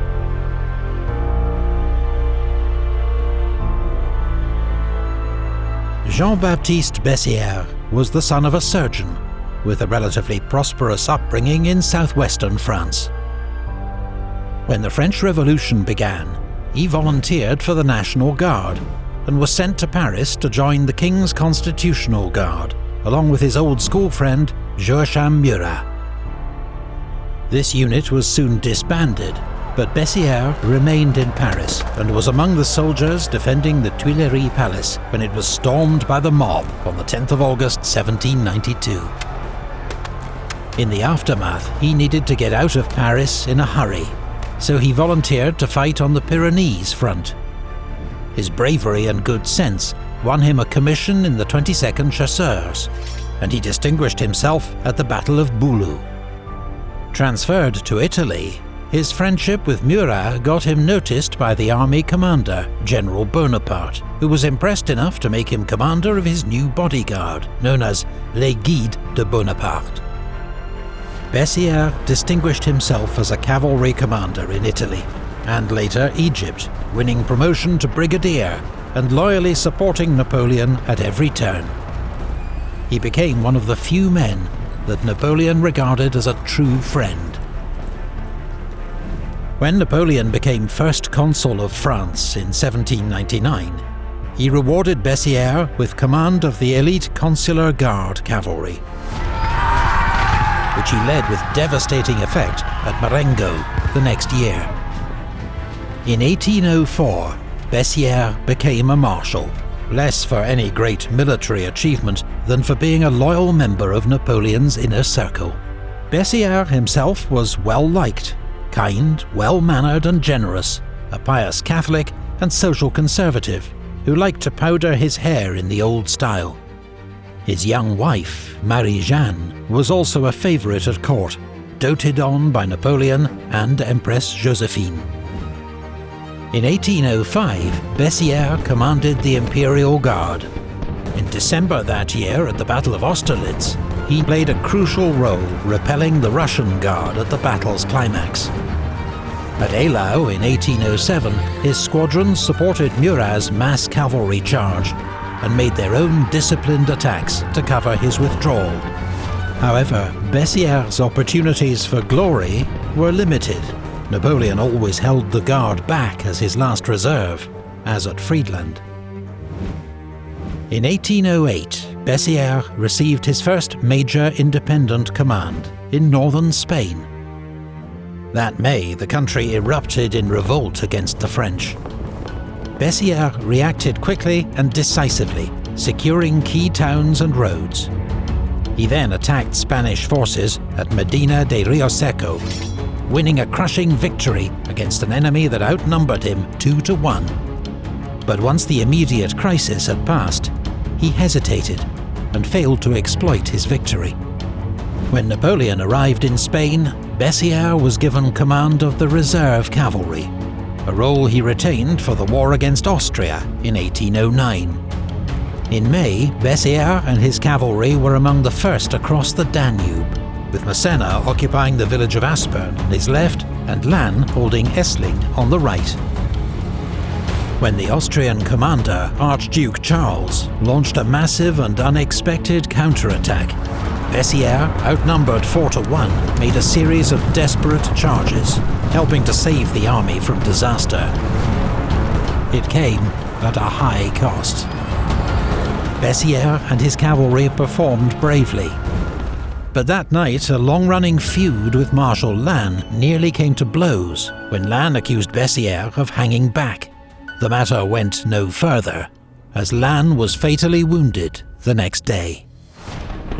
Bessières commanded the cavalry again at Wagram, leading a major attack to cover Masséna's redeployment to the left wing. As the charge began, a cannonball killed Bessières' horse and injured his leg. A rumour reached the Imperial Guard that Bessières was dead. Some old veterans began to weep for their old commander, until they were assured he was only wounded. "That was quite a cannonball," Napoleon told Bessières. "It reduced my guard to tears." As a devout Catholic, Bessières was critical of Napoleon's divorce from Empress Josephine, leading to a short spell out of favour. In 1811, he was sent back to Spain to command the Army of the North. He found an impossible situation: a widespread insurgency and insufficient troops and supplies. He wrote bluntly to Napoleon, stating that the French must give up territory, something the Emperor would never allow. For all his piety and refined manners, Bessières ordered his share of executions and reprisals in his attempt to pacify northern Spain, brutal methods used by many French commanders in this conflict. Later that year, he joined forces with Marshal Masséna's Army of Portugal to take on Wellington's army at the Battle of Fuentes de Oñoro, but was widely blamed for refusing to send in his cavalry to support Masséna's attacks. Unfortunately for Napoleon, this was typical of how many marshals behaved in his absence. They'd rather watch another marshal fail than help them to win all the glory. In 1812, Bessières accompanied Napoleon into Russia, commanding his Guard cavalry. Since the Guard was kept in reserve, he saw little action until the retreat, when he led the advance guard, clearing a path for the survivors. The disaster in Russia left Bessières severely demoralized, but he was resolved to do his duty, now serving once more as Napoleon's cavalry commander in Marshal Murat's absence. On the 1st of May 1813, Bessières was scouting enemy positions before the Battle of Lützen, when a cannonball hit him in the chest, killing him instantly. His death robbed Napoleon of a dependable commander and one of his last remaining friends. "It is surely a great loss for you and your children," Napoleon wrote to his widow, "but an even greater one for me." 8. Marshal MacDonald.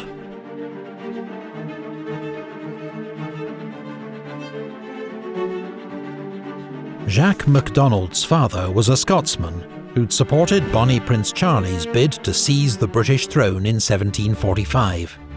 After this ended in defeat at Culloden, the family fled to France. Inspired by tales of the Trojan War, MacDonald chose a military life and became a lieutenant in Dillon's Irish Regiment, a French unit made up mostly of Irish émigrés. In the Revolutionary Wars, he won a reputation as a hard-working, intelligent and brave officer, and served as aide-de-camp to General Dumouriez, commanding the Army of the North. He distinguished himself in that general's famous victory at Jemappes, paving the way for rapid promotion from lieutenant to general in just 2 years. He led his division well during campaigns in Holland and Germany, and formed a close bond with one of France's most successful commanders of this period, General Moreau. In 1798 he was sent to Rome as governor, and later commanded the army of Naples. Summoned north the following year to reinforce Moreau's army of Italy, he was nearly killed in a skirmish with Austrian cavalry, and while still suffering from his wounds, his army was defeated at the Trebia by a larger coalition force commanded by the great Russian general Suvorov. But MacDonald's own conduct won approval from General Bonaparte, among others. Later that year, he assisted Napoleon's seizure of power in the coup of 18 Brumaire, ensuring the loyalty of the troops at Versailles. He was rewarded with an army command in Switzerland, and that winter led his men through the Alps to attack the Austrians in Italy. His march was far more challenging and dangerous than Napoleon's, but was never immortalized in quite the same way. In 1804, MacDonald's former commander, General Moreau, was arrested and charged with involvement in a plot to assassinate Napoleon. MacDonald stood up for his friend's reputation, an act of loyalty typical of the man, but disastrous for his career. Moreau was exiled. MacDonald was placed under police surveillance and retired to his country estate in disgrace. 5 years passed before Napoleon, desperate for experienced senior commanders, asked him to serve as military advisor to his 27-year-old stepson, Prince Eugène, now commanding the army of Italy. MacDonald and Eugène worked well together, driving back the Austrians, and by an awesome feat of marching, joined Napoleon near Vienna in time for the Battle of Wagram. The second day of the battle was MacDonald's moment. Entrusted by the Emperor with the main attack on the enemy centre, he formed his troops into a giant, open-backed square and advanced into a hail of fire. Napoleon, watching through his telescope, exclaimed several times, "What a brave man! What a brave man!" MacDonald's costly attack helped to secure a great victory. The next day, Napoleon went to find him on the battlefield and greeted him with the words, "Let us be friends from now. You have acted valiantly and given me the greatest services. On the battlefield of your glory, where I owe you so large a part of yesterday's success, I make you a Marshal of France. You have long deserved it." In addition, MacDonald received the title Duke of Taranto and a large pension. But as time would prove, his loyalty remained to France, not to Napoleon. MacDonald spent an unhappy year in Catalonia, commanding troops in what he regarded as an immoral war. In his memoirs, he even praised the noble and courageous resistance of the Spanish. In 1812, he was given command of 10th Corps for the invasion of Russia. This corps, composed of German troops and reluctant Prussian allies, guarded the left flank of the invasion and had a relatively quiet campaign. In December, the Prussians suddenly agreed an armistice with the Russians, leaving the loyal remnants of MacDonald's corps to fight their way back to Poland. By 1813, Napoleon relied on MacDonald as one of his senior marshals. In August, he gave him command of the forces keeping watch on General Blücher's army of Silesia. But when MacDonald advanced across the Katzbach River, torrential rain and flooding caused chaos among his troops, just as they encountered Blücher's army. Blücher launched an immediate attack, and MacDonald's army was routed. Thousands of his new conscripts surrendered or deserted. Hundreds were driven into the river itself. MacDonald took full responsibility for the disaster, though his lack of cavalry and some bad luck were also to blame. Napoleon certainly continued to respect MacDonald's military judgment.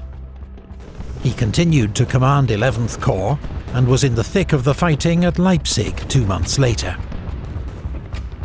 MacDonald was with the rear guard when the French retreat began, and was shocked to see the chaos that engulfed the army.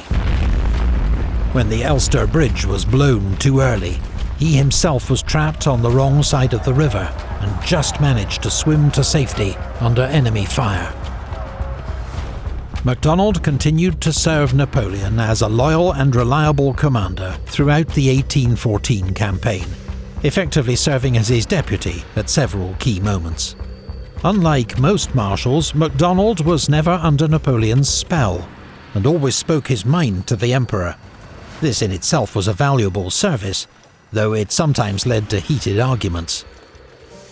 Perhaps inevitably, in April, it was MacDonald and Ney who took the lead in confronting Napoleon with the facts of his situation. The war was lost, and he must abdicate.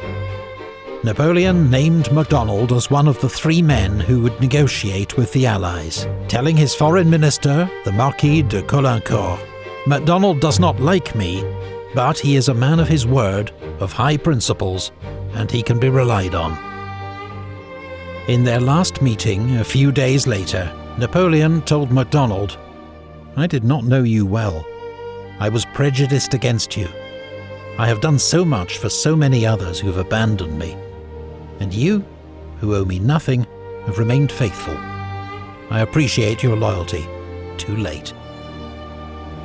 MacDonald was kept on as a military advisor by France's restored Bourbon monarchy. He continued to speak his mind, so much so that Louis XVIII nicknamed him his outspokenness. During the 100 Days, MacDonald remained loyal to the king and attempted to rally troops to fight against Napoleon. When he saw this was futile, he escorted the king to safety in Belgium, then returned to Paris, where he refused to meet with Napoleon. After the defeat at Waterloo, he was put in charge of demobilizing the last elements of Napoleon's Grande Armée, and helped many officers to escape arrest by the Bourbons. MacDonald was a methodical, reliable if unspectacular commander. But he distinguished himself above all by his lack of vanity or personal ambition, his complete loyalty to France, and his willingness to speak his mind, virtues that were all too rare among Napoleon's marshals. 7. Marshal Masséna.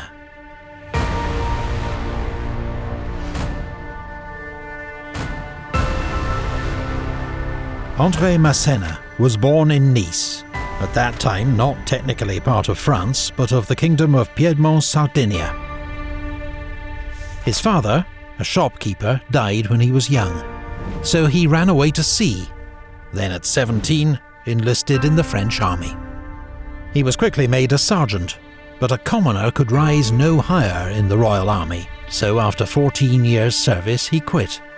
When the French Revolution began, he re-enlisted in a local volunteer battalion. Masséna, supremely self-confident and unfazed by any challenge, was elected to command the battalion and led it with success against the Austrians on the Piedmontese front.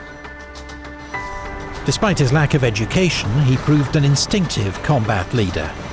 He was soon promoted to brigadier, and after leading a successful attack at the siege of Toulon, was made General of Division. He won an impressive victory over the Austrians at Loarno in 1795, and when the Army of Italy's commander, General Scherer, resigned over lack of support from the government in Paris, many expected Masséna to replace him. Instead, the job went to the 26-year-old General Bonaparte, 11 years younger and much less experienced than Masséna, but with far better political connections. Nevertheless, Napoleon and Masséna worked together brilliantly. Masséna commanded his advance guard and played a major role in several of his early victories. In reports, Napoleon described Masséna as active, tireless, audacious. He won so many battles that Napoleon acclaimed him l'enfant gâté de la victoire, the spoiled child of victory. Masséna was, however, notorious for extorting vast sums from the local Italians, often while his own troops went hungry and without pay. In 1798, Masséna received his first independent command, the Army of Switzerland. The next spring, after French defeats on the Rhine and in Italy, responsibility for the defence of France lay in his hands. Rather than wait to be encircled, he attacked and won a brilliant victory over Austrian and Russian forces at the Battle of Zurich. Rewarded with command of the Army of Italy, Masséna led a heroic defence of Genoa in 1800. He was eventually starved into surrender, but his stubborn defence bought Napoleon enough time to cross the Alps and defeat the Austrians at Marengo. Physically exhausted by this last ordeal and surrounded by accusations of corruption, Masséna was recalled to Paris and went into semi-retirement. When he was made a marshal by Napoleon in 1804, he seemed distinctly underwhelmed, and on being congratulated remarked, "There are 14 of us."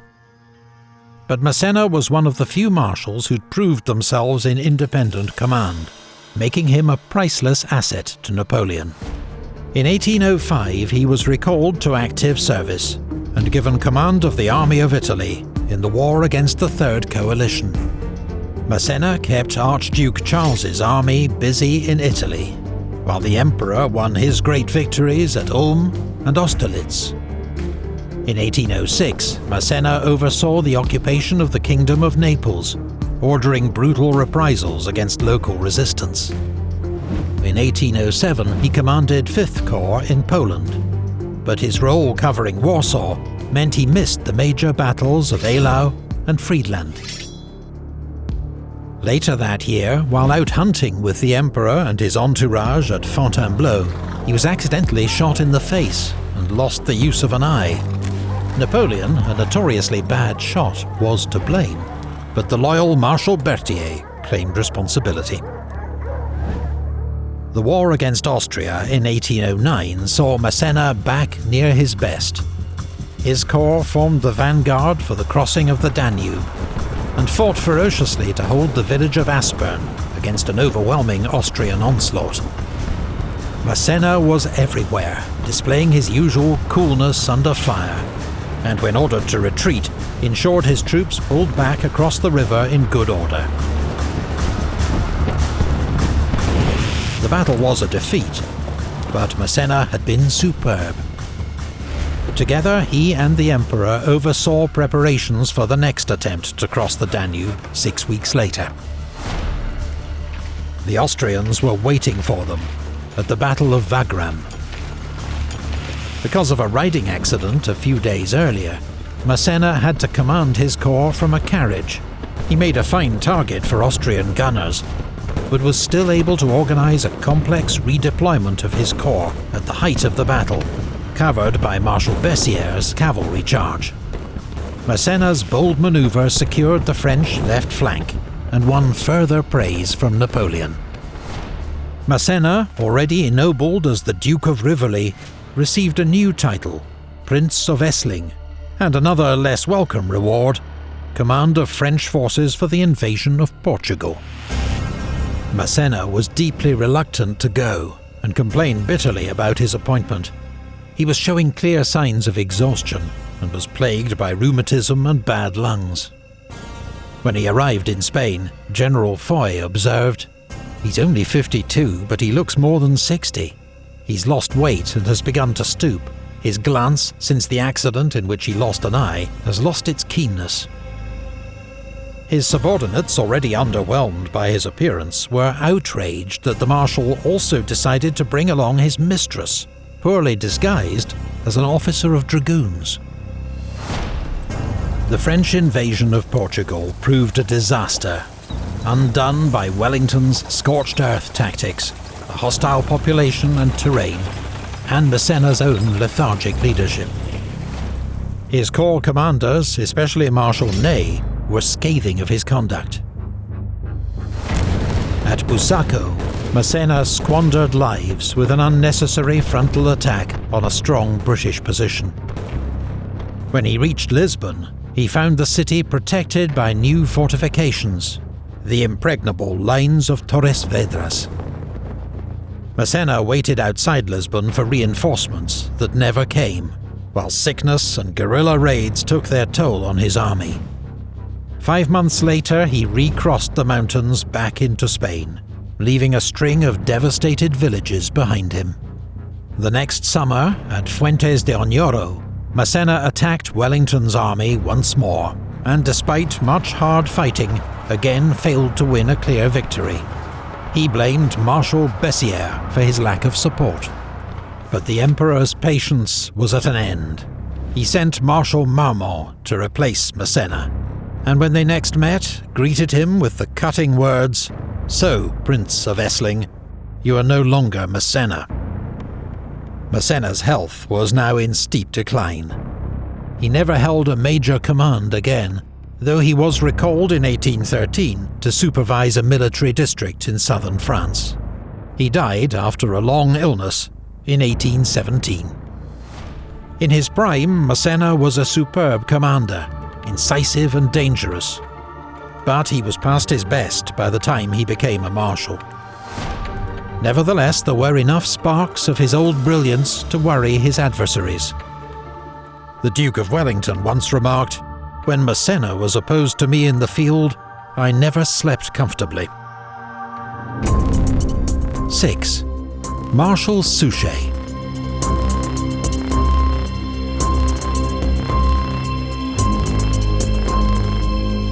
Louis Gabriel Suchet was born in Lyon, the son of a prosperous silk merchant. Plans to join the family business were derailed by the French Revolution.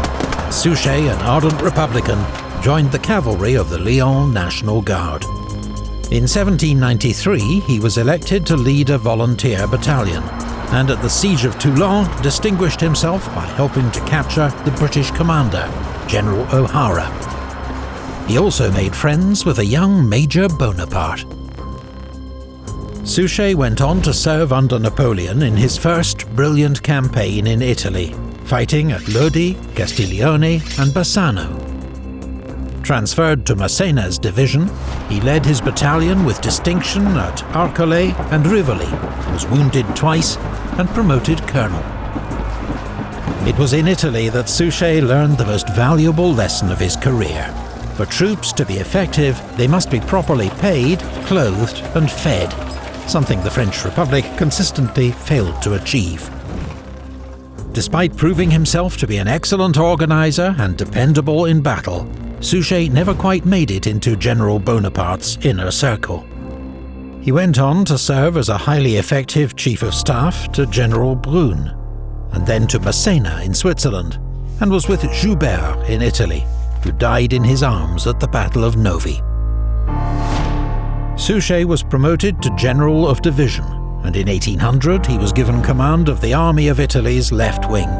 With Masséna besieged by the Austrians in Genoa, the defence of southern France fell on his shoulders. In a brilliant independent campaign, he held the Austrians near Nice, then chased them back into Italy, taking 15,000 prisoners. Despite this impressive record, Suchet was not on the list of marshals created by Napoleon in 1804. Worse, in 1805, he was effectively demoted, being given command of a division in Marshal Lannes' 5th Corps. Nevertheless, it was a role he performed with great skill.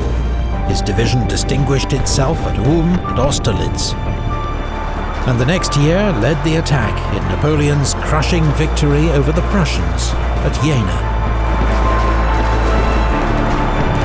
The next year in Poland, his division saw hard fighting at Hultusk, but was then held back to defend Warsaw and missed the great battles of Eylau and Friedland. Napoleon heaped rewards on General Suchet, money, titles, but still no marshal's bateau. In 1808, Suchet's division was sent to Spain, where he'd spend the next 6 years. His first role was to support the siege of Zaragoza.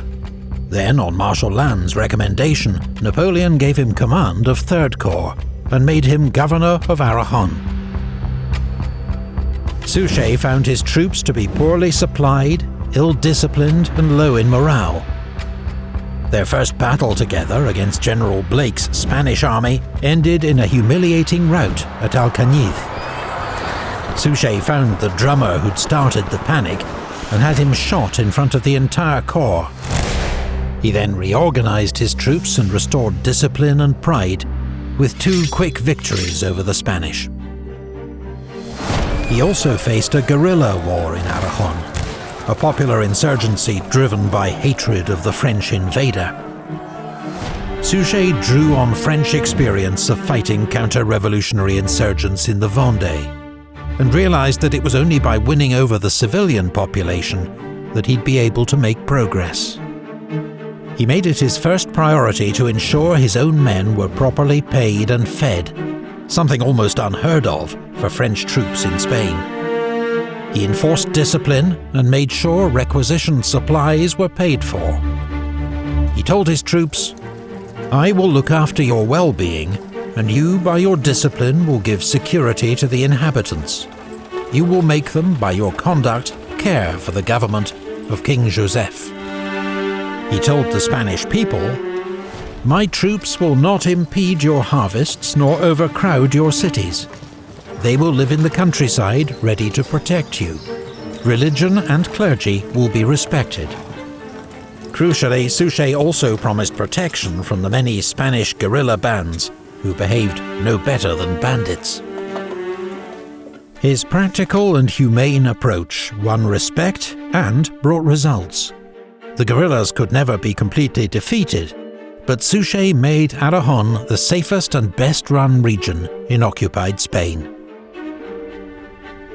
He extended French control of eastern Spain with a series of successful sieges at Lérida, Mequinenza and Tortosa. In June 1811, he took Tarragona. For this victory, Napoleon finally awarded him his Marshal's Baton, the only one earned in Spain. Then he moved south.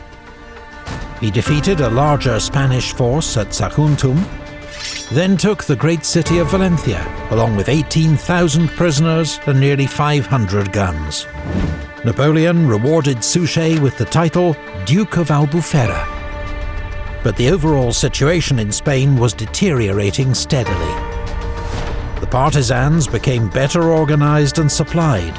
The British Navy was able to land troops on the coast to make diversionary attacks, while Napoleon withdrew more and more units for his own campaigns in Russia and Germany. After King Joseph and Jourdan were defeated at Vitoria, Suchet had no option but to pull back towards the French frontier, leaving behind several well-supplied garrisons. On Napoleon's abdication, Suchet remained undefeated, still holding the French frontier. When Napoleon returned from exile, Suchet went to meet him in Paris. It was the first time they'd met in person in 8 years. "Marshal Suchet, you have grown greatly since we last saw one another," the Emperor told him. He entrusted Suchet with command of French forces in the south, an important independent command for which few men were better suited. Suchet dutifully kept France's enemies at bay until news arrived of Napoleon's defeat at Waterloo.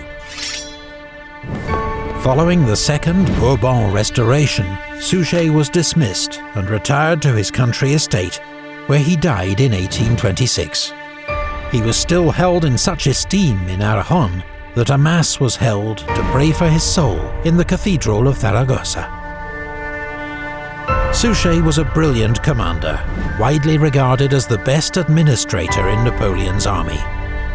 He was also one of the few who thrived with the responsibility of independent command. He never had the opportunity to prove himself on the war's decisive battlegrounds. But when Napoleon, in exile on St. Helena, was asked to name his best general, he replied, "That is difficult to say, but it seems to me that it is Suchet." 5. Marshal Ney.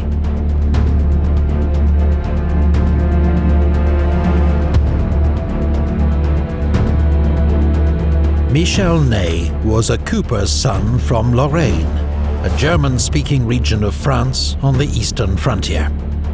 His father wanted him to become a clerk, but the young Ney, impetuous and headstrong, joined a hussar regiment instead. He soon distinguished himself as a fine horseman and fencer, and was a senior sergeant by the time of the French Revolution. When war broke out, Ney was made an officer and became aide-de-camp to General Lamarche. His reports describe Ney as active, brave, and a skilled tactician. Ney served in the Netherlands and on the Rhine, fighting at Valmy, Jemappes, and near Winden. He was seriously wounded once and captured once. Fellow officers nicknamed Ney the Indefatigable. His men preferred Le Rougeau, the ruddy or red-faced. The 30-year-old Ney was now a proven brigade commander, despite refusing promotion more than once, regarding himself as unqualified. In 1799, following glowing reports from General Bernadotte, he finally accepted the rank of General of Division. In 1800, Ney and his division played a major role in General Moreau's great victory over the Austrians at Hohenlinden. This brought him to the attention of France's new first consul, Napoleon Bonaparte, with whom he'd still never served. When they met in Paris, they warmed to each other. Napoleon entrusted Ney the delicate task of imposing his Act of Mediation on Switzerland, which he carried out with swift efficiency. The same year, Ney married Aglaé Louise Augier, a friend of Josephine's daughter, Hortense, now Napoleon's stepdaughter, drawing him closer to France's future imperial family. In 1804, Napoleon proclaimed a new empire, and Ney was made a marshal. The next year, he was leading 6th Corps to war against Austria. He was accompanied by Colonel Henri Jomini, a Swiss officer and military theorist. Ney had been quick to recognize his talent, giving him a job as his aide-de-camp and helping to publish his work. Jomini would win fame as one of the 19th century's great military thinkers, and served Ney well as his chief of staff on several campaigns. During the advance against the Austrians, Jomini encouraged Ney to ignore orders from Marshal Murat that would have allowed the enemy to escape. Their decision was vindicated when 6th Corps won a brilliant action at Elchingen that closed the trap on General Mack's forces at Ulm. Ney's corps missed the Battle of Austerlitz, but was in action against the Prussians the following year. There had already been signs that Ney's aggressive instinct, which made him a brilliant tactical leader, could also get him into trouble. At the Battle of Jena, Ney ignored his orders and charged straight at the Prussian lines. Becoming cut off, his troops had to be rescued by Marshal Lannes' corps. A furious Napoleon remarked, "Ney knows less about soldiering than the last-joined drummer boy." Ney was criticised again by Napoleon 3 months later, when his foraging raids into East Prussia appeared to provoke a Russian offensive. The winter manoeuvring culminated in the horrific Battle of Eylau, which Ney's corps reached only as darkness fell. That summer, Bennigsen's Russian army launched a surprise attack, hoping to encircle and destroy Ney's 6th Corps near Gutstadt. Ney, outnumbered 4-1, conducted a brilliant fighting withdrawal and escaped the trap. A week later, Napoleon caught Bennigsen's army at Friedland. Ney led a crucial attack on the enemy. "That man is a lion," said Napoleon, watching his advance. 6th Corps' onslaught shattered the Russian left, leading to one of Napoleon's most decisive victories. For all his flaws, Ney had proved himself one of Napoleon's best tactical commanders, and was rewarded with the title Duke of Elchingen. In 1808, Ney commanded a corps during the invasion of Spain. He spent more than 2 years in the Iberian Peninsula, and like most of Napoleon's marshals, found it a bitter and frustrating experience. In 1810, he joined Marshal Masséna for the invasion of Portugal, but deeply resented being placed under his command. He criticised every decision, helping to create a poisonous atmosphere at French headquarters. The French advance on Lisbon came to a halt at the lines of Torres Vedras.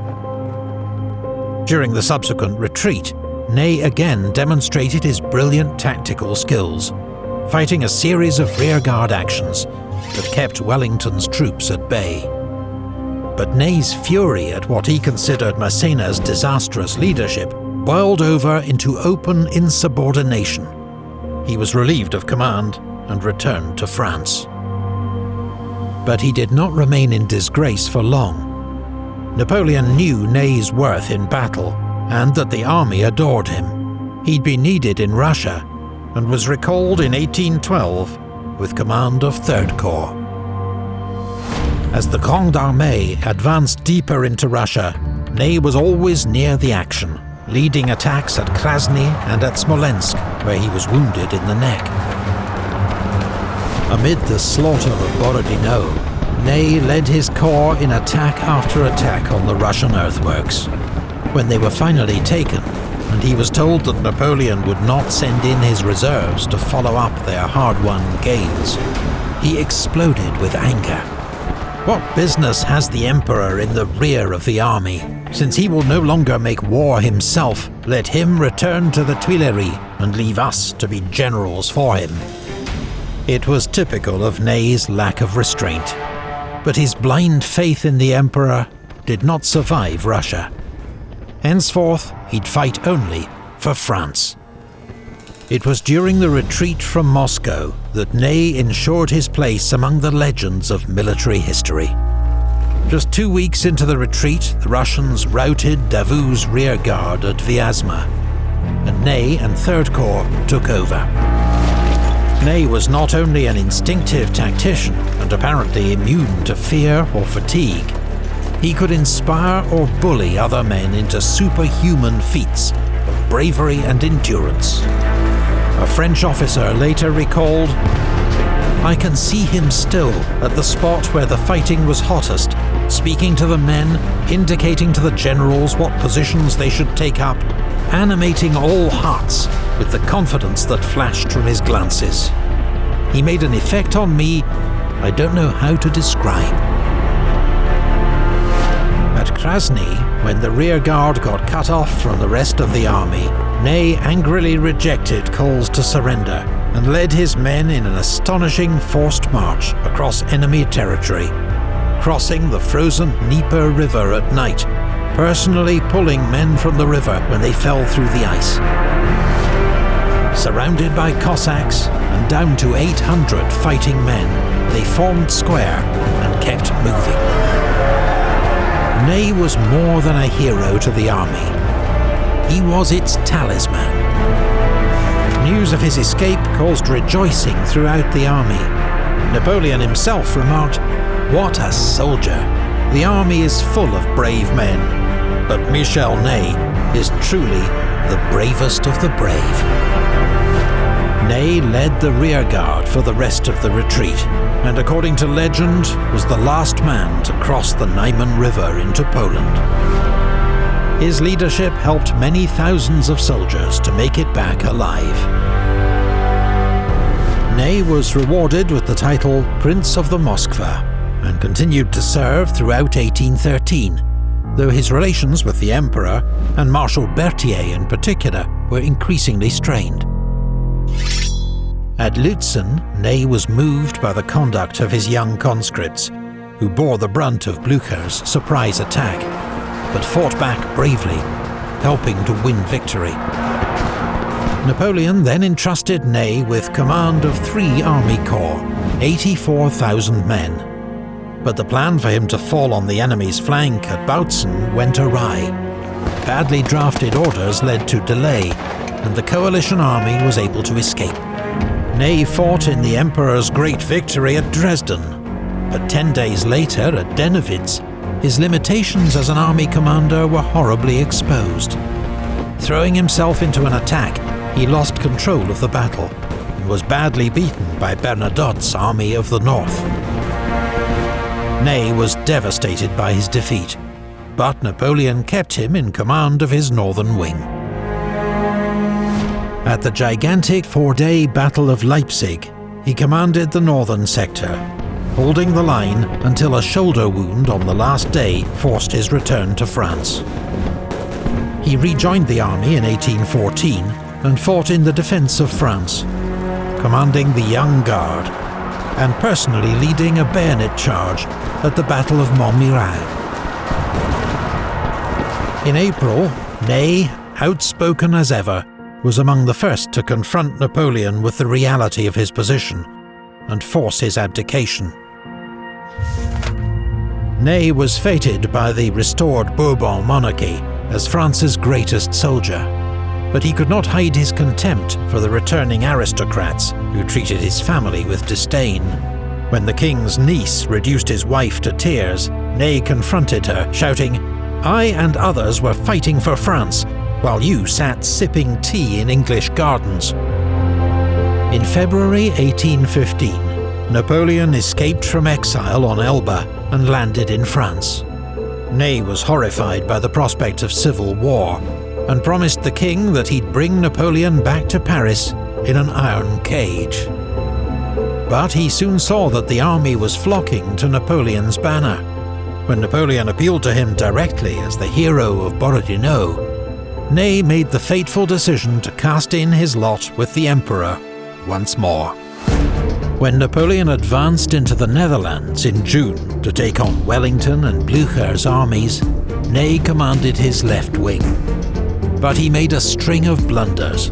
Against Wellington's troops at Quatre Bras, he was too cautious when he held the advantage. 2 days later at Waterloo, Napoleon left much of the tactical handling of the battle to Marshal Ney. It was a mistake. On his own initiative, Ney launched a series of mass cavalry attacks too early, and failed to launch any coordinated attacks on Wellington's position until late in the day. He had 4 horses killed under him, and personally led the last doomed attack by the Imperial Guard. Ney's courage that day was awe-inspiring, but his decisions helped to cause the French defeat.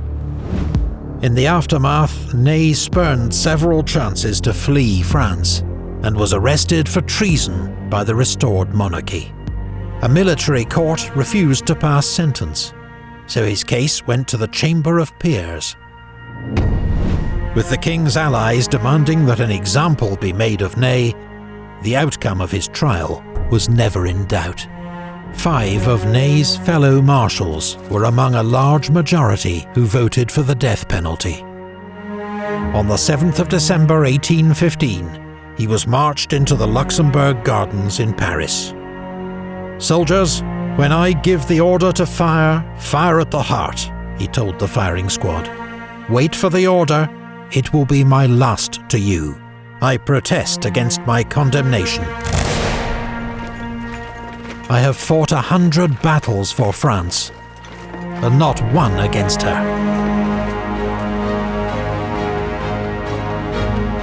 Marshal Ney was among the most inspirational battlefield commanders in history. A born soldier and brilliant tactician, unless his fiery temperament got the better of him.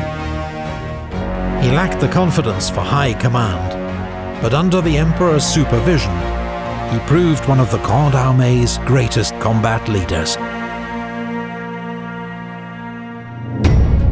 4. Marshal Soult.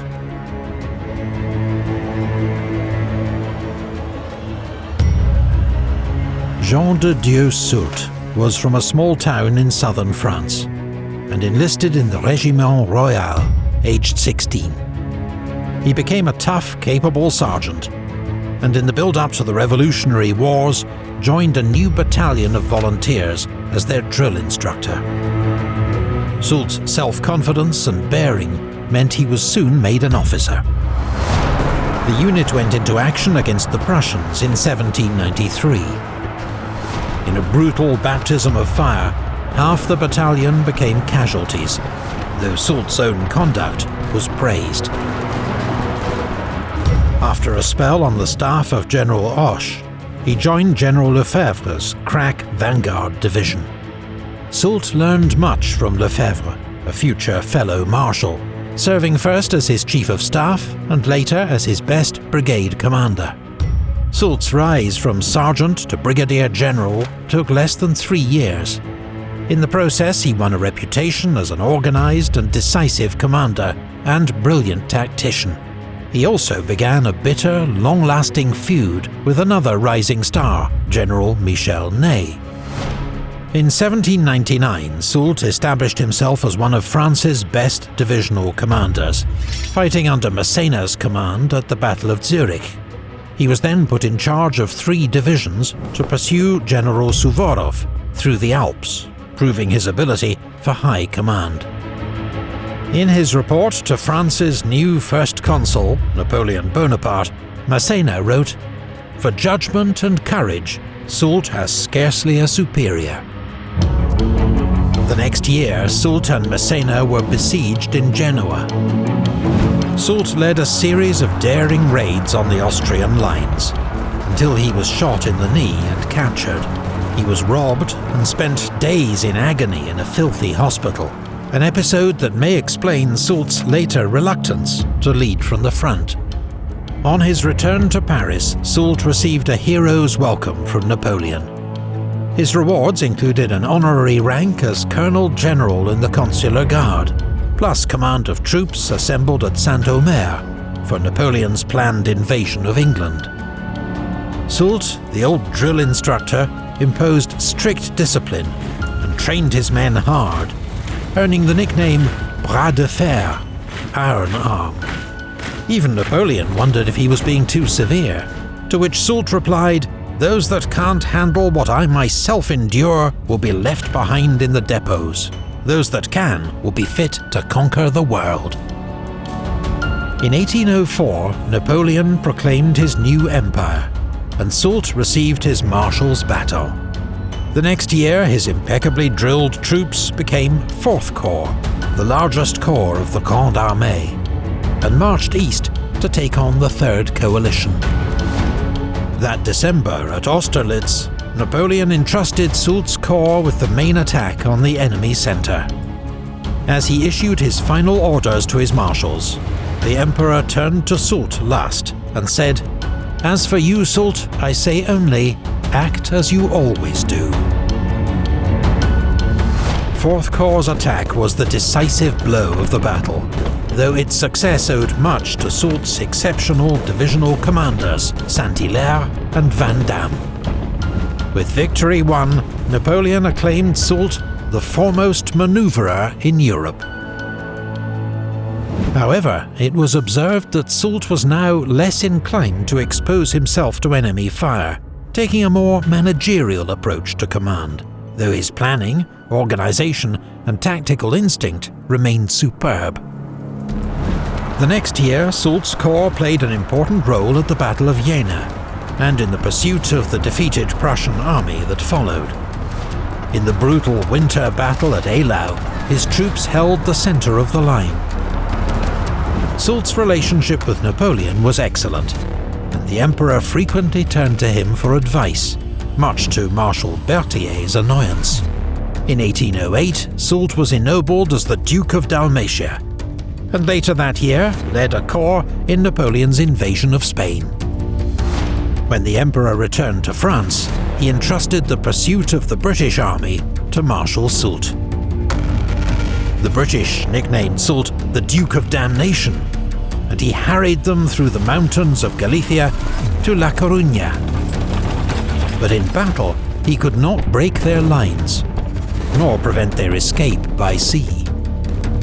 Soult then marched south and occupied Porto, where rumours began that he was considering crowning himself King of Portugal. Whether the rumours were serious or not, in May the British and Portuguese took Soult by surprise and drove him out of Portugal with heavy loss in men and supplies. This was the most ignominious chapter of Soult's mixed record in the peninsula. 5 years that saw sparks of brilliance, but also missed chances, shocking avarice, and a reluctance to cooperate with other commanders. Later in 1809, Soult replaced Marshal Jourdan as King Joseph's chief military advisor, and led French forces to a crushing victory over the Spanish at Ocaña. He then oversaw the French occupation of southern Spain. Appointed governor of Andalusia, Soult administered the region with cold efficiency from his headquarters at Seville, though avoiding harsh measures where possible. He lived in royal style, and notoriously looted Spanish churches on such a scale that he soon amassed one of the great art collections in Europe, worth an estimated 1.5 million francs. He was increasingly aloof, and even his aides found him difficult to like. Soult's character is hard and above all egotistical, one wrote. He takes no more than a passing interest in those around him. In 1811, with Marshal Masséna's army stalled outside Lisbon, Napoleon ordered Soult to give support. Like many of Napoleon's long-range interventions in Spain, the objectives were unrealistic. Yet Soult marched north with 20,000 men, capturing Badajoz, but withdrew on receiving news of an enemy landing near Barossa. 2 months later, he marched north again to relieve Badajoz, now besieged by the enemy, and met Beresford's larger army en route at Albuera. Soult launched a flanking attack that threw the enemy into confusion, but he failed to follow up his advantage and left the tactical handling of the battle to others. Nor was he on the spot to inspire his troops, and his army suffered a bloody defeat. The next year, Wellington's victory at Salamanca forced Soult to abandon his palace in Seville and retreat to Valencia. Though that autumn, he had the satisfaction of reoccupying Madrid and pursuing Wellington's army back to the Portuguese frontier. In 1813, Napoleon summoned Soult to Germany, where he fought at Lutzen and supervised the main attack at Bautzen. But when news arrived of the calamitous French defeat at Vitoria, Napoleon sent Soult back to Spain to take charge. Soult inherited a demoralized, disorganized army. He quickly imposed order, turned it around, and attacked. It was an impressive feat, but his mostly young conscripts were up against experienced, well-led troops. 2 attempts to relieve the besieged garrison of San Sebastian failed. Soult began a fighting retreat through the Pyrenees mountains back to France. Despite the limitations of his demoralised conscripts, he ensured Wellington's army had to fight every step of the way, counter-attacking whenever possible, and offering resistance till the end, even as Napoleon's empire began to collapse. The last battle of the campaign was fought at Toulouse, a bloody and unnecessary one, as Napoleon had abdicated 4 days earlier. Under the Bourbon Restoration, Soult became an unpopular Minister of War.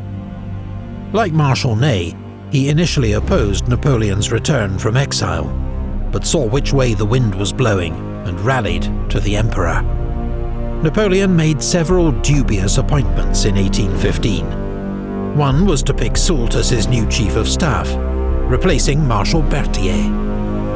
Not only did this waste Soult's command abilities, since his new role was merely to implement Napoleon's orders, Soult also inherited a complex staff system of Berthier's own devising. Crucial errors resulted during the Waterloo campaign, with orders going astray and commanders unsure of their role. Soult's warning not to underestimate Wellington's army was dismissed by Napoleon. "You think that because Wellington defeated you, he must be a great general. I tell you that he is a bad general, that the English are bad troops, and this will be over by lunchtime." Following Napoleon's defeat, Soult lived in exile until 1819, then returned to France under a political amnesty. After the July Revolution, he served as a reforming Minister of War, and 3 times as President of the Council of Ministers, effectively France's Prime Minister. He also became the Grand Old Man of the French army, elevated to Commander-in-Chief with the exalted rank of Marshal General of France. Soult died aged 82 in the same town where he was born, known today as Saint-Amand-Soult. Soult's record as a marshal was mixed. A brilliant and intelligent organizer whose ability to deliver a master stroke or inspire his troops to victory waned with time. Yet he was one of the few marshals that Napoleon could trust with a large independent command, a quality he needed desperately, but found in short supply.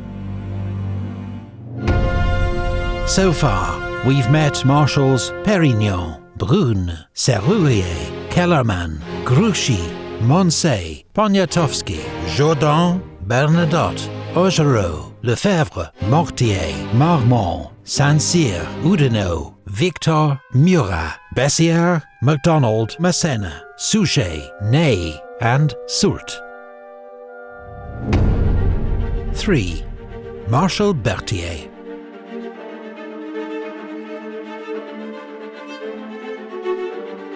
Louis-Alexandre Berthier was born at Versailles, 10 miles from Paris. His mother served at the palace as a chambermaid to the future Louis XVIII. His father was a colonel in the Topographical Engineers, a specialist corps of military surveyors. Berthier followed in his father's footsteps, joining the Topographical Engineers aged just 13, and was commissioned lieutenant at 17.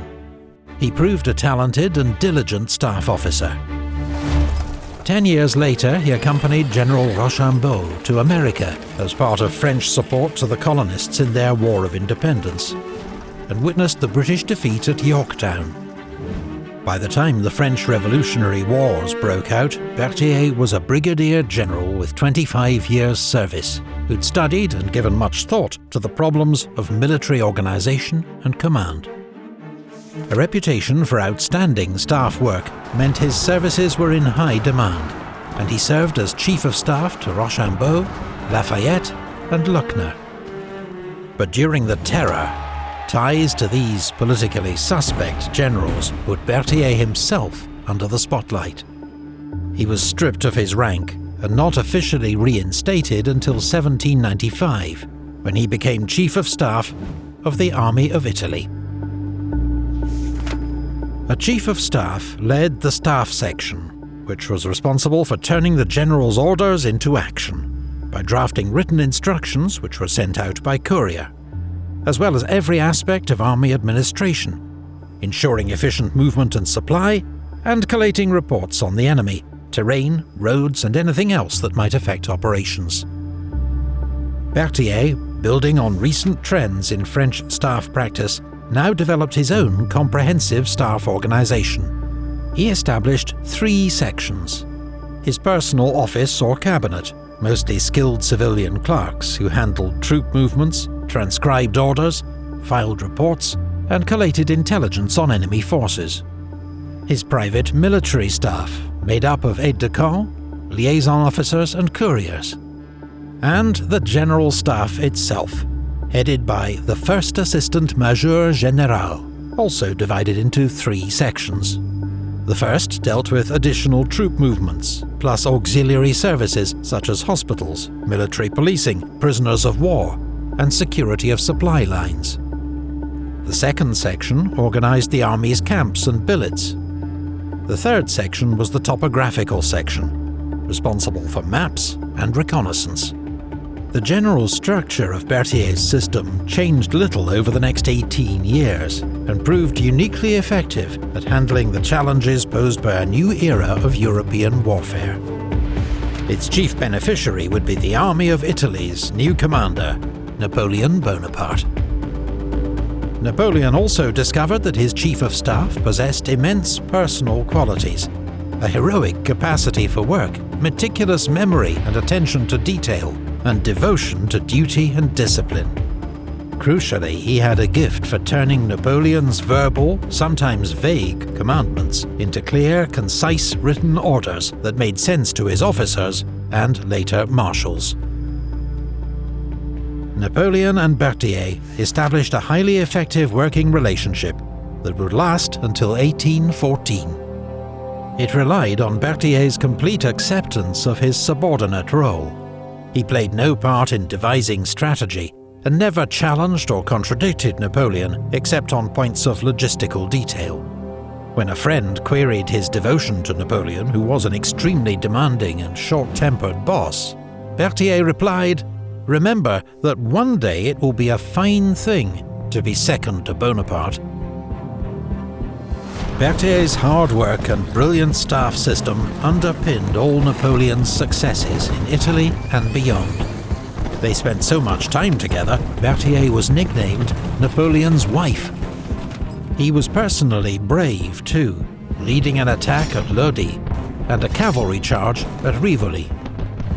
But his genius was for staff work and administration, not army command, as he well knew.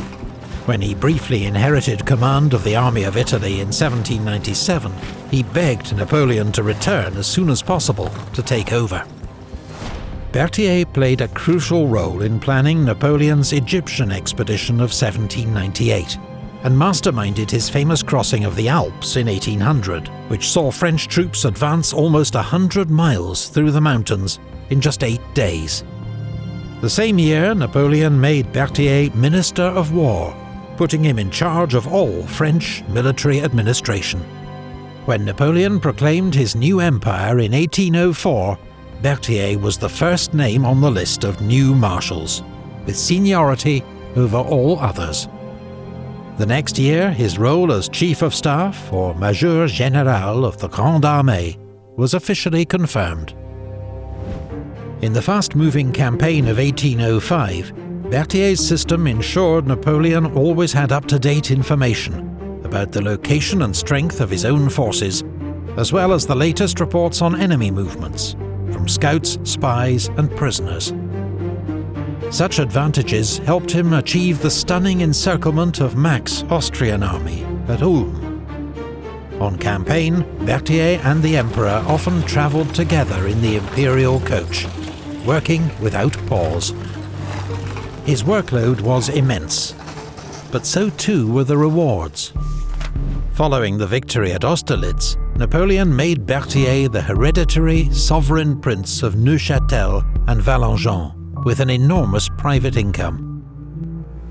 Over the course of Napoleon's reign, he received endowments worth more than 1 million francs per year from the Emperor, more than any other marshal. Yet Berthier remained a liability as a field commander. In 1809, Napoleon put him in temporary command of the Army of Germany. When Archduke Charles made a bold advance into Bavaria, Berthier's response was hesitant and muddled, and nearly led to Marshal Davout's corps being encircled. Only Napoleon's arrival averted disaster. Returning to his usual role as Chief of Staff, Berthier once more proved his exceptional talents, coordinating the movement of 200,000 men and paving the way for the Emperor's victory at Wagram. The title Prince of Wagram was added to his honours. The invasion of Russia in 1812 was a test like no other for Marshal Berthier and his staff. It required coordinating the movement of 500,000 troops, the biggest army ever seen in Europe, across a 400-mile front. "A simple private is happier than I," Berthier complained. "I am being killed by all this work." By August, it was clear the Grande Armée's supply lines were at breaking point, and Berthier was among those who tried to persuade Napoleon to halt the advance at Smolensk. He was ignored. As disaster engulfed the army, Berthier continued to perform his duty. By the end of the retreat, he was marching on foot with frostbitten fingers. When Napoleon left the army to return to Paris without him, he wept openly. Despite his own poor health in the wake of the retreat, Berthier worked hard to salvage the remnants of the army, and served throughout the campaign in Germany in 1813. By now, Napoleon's enemies had reformed their own army general staffs, partly inspired by Berthier's example. But neither Berthier nor his system was perfect. In May, a confusing order to Marshal Ney contributed to his late arrival at the Battle of Bautzen, and a missed chance to crush the coalition army. Berthier was also notorious for his jealousies and grudges. His pedantic vendetta against Jomini, Ney's talented chief of staff, drove him to defect to the Russians. Berthier must also bear some blame for the disastrous end to the Battle of Leipzig. He knew there weren't enough bridges for the army to retreat safely, but failed to press the matter with Napoleon. When the only bridge out of the city was blown too early, 30,000 men became prisoners. Berthier continued to serve Napoleon faithfully through the desperate defence of France until the Emperor's abdication in April 1814. The restored Bourbon monarchy showered titles and honours on Berthier. The king even gave him an honorary rank in his own guard. Napoleon's return from exile 11 months later put him in an impossible situation, torn both ways by his sense of duty and loyalty. He accompanied the king on his flight to the Netherlands, but was treated with such suspicion by the royal court that he left for his wife's family estate in Bavaria. There, a few weeks later, Berthier fell from a window and was killed. It was most likely a simple accident, though some believe he killed himself out of guilt or despair, or, less plausibly, was murdered by French royalist agents. Napoleon had expected Berthier to rejoin him in 1815, and was scathing of his absence. "I have been betrayed by Berthier, who was just a gosling, transformed by me into some kind of eagle." But after his defeat at Waterloo, in which mismanaged staff work played an important role, Napoleon conceded, "If Berthier had been there, I would not have met this misfortune." Berthier had none of Murat's glamour, nor Ney's heroism, nor the tactical instincts of Davout. But he was the indispensable marshal, whose brilliant administration and tireless work were the foundation for so much of Napoleon's military success. 2. Marshal Lannes.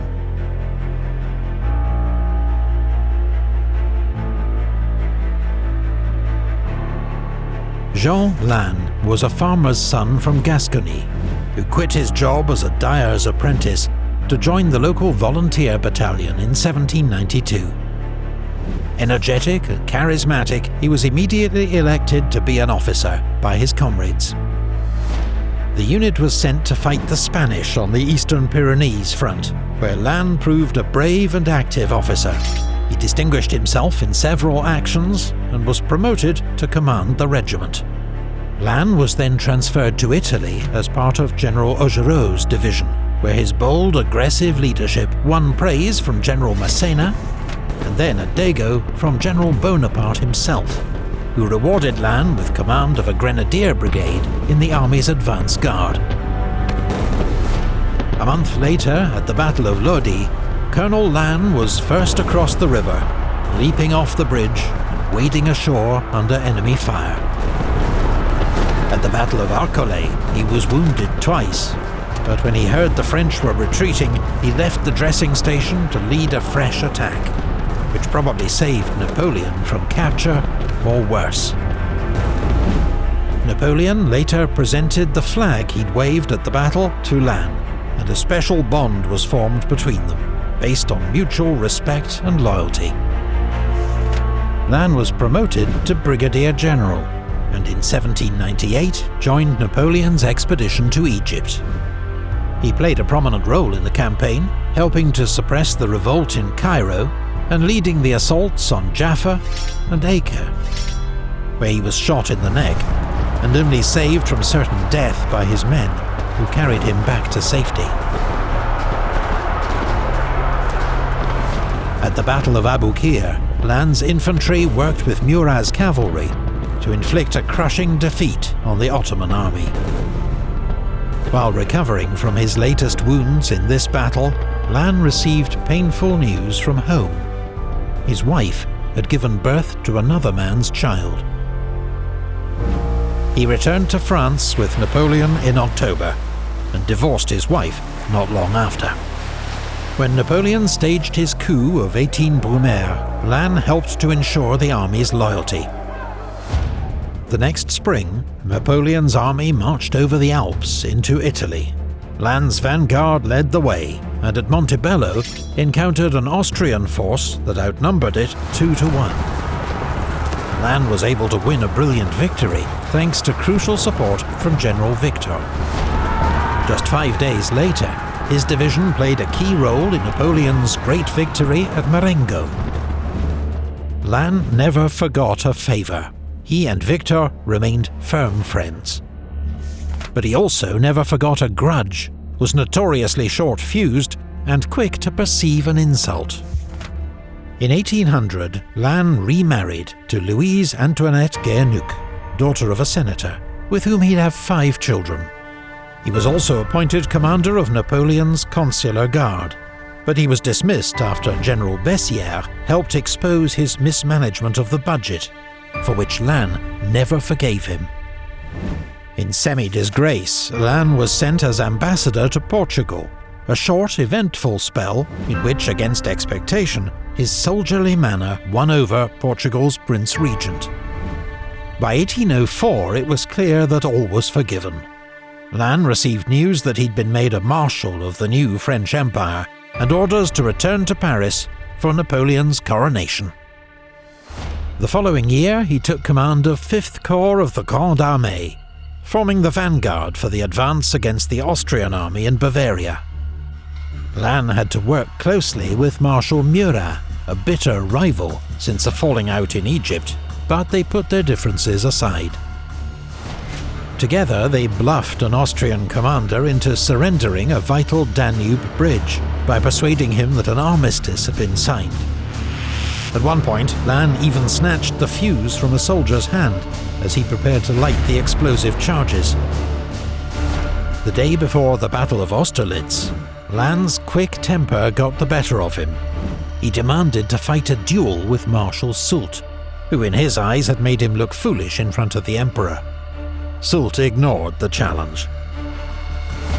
In the battle that followed, Lannes' 5th Corps held the left flank against Bagration's attacks, later pushing forward with the cavalry to help take 7,000 Russian prisoners. After the battle, Lannes was infuriated that Soult, and not he, was singled out for praise by the Emperor. Within days, Lannes had resigned his command and returned to France. In 1806, with tempers cooled, Napoleon summoned Lannes to rejoin the army for the war with Prussia. Back in command of 5th Corps, Lannes was as active, aggressive and brilliant as ever. At Saalfeld, he fought the first major combat of the war, routing a Prussian division commanded by Prince Louis Ferdinand. 4 days later, at Jena, Lannes opened the main French attack at dawn, with General Suchet's division in the lead. For 6 hours, his troops were engaged in furious fighting for the villages on the plateau, until finally, the Prussian resistance was broken. By December, the war had moved into Poland. Lannes attacked a larger Russian force at Pultusk, but it was a bloody, indecisive affair. Wounds and fever then forced him to convalesce in Warsaw, and so miss the Battle of Eylau. That spring, Lannes resumed command of the advance guard, as Napoleon sought out Bennigsen's Russian army, hoping to force a decisive battle. When Bennigsen located Lannes' apparently isolated corps near Friedland, he attacked. He expected an easy victory, but Lannes, with support from future Marshals Oudinot and Grouchy, expertly used his troops to fend off the Russians, while Napoleon raced to join him with the main army. Lannes' delaying tactics allowed Napoleon to catch the Russian army with its back to the river, and inflict a crushing defeat.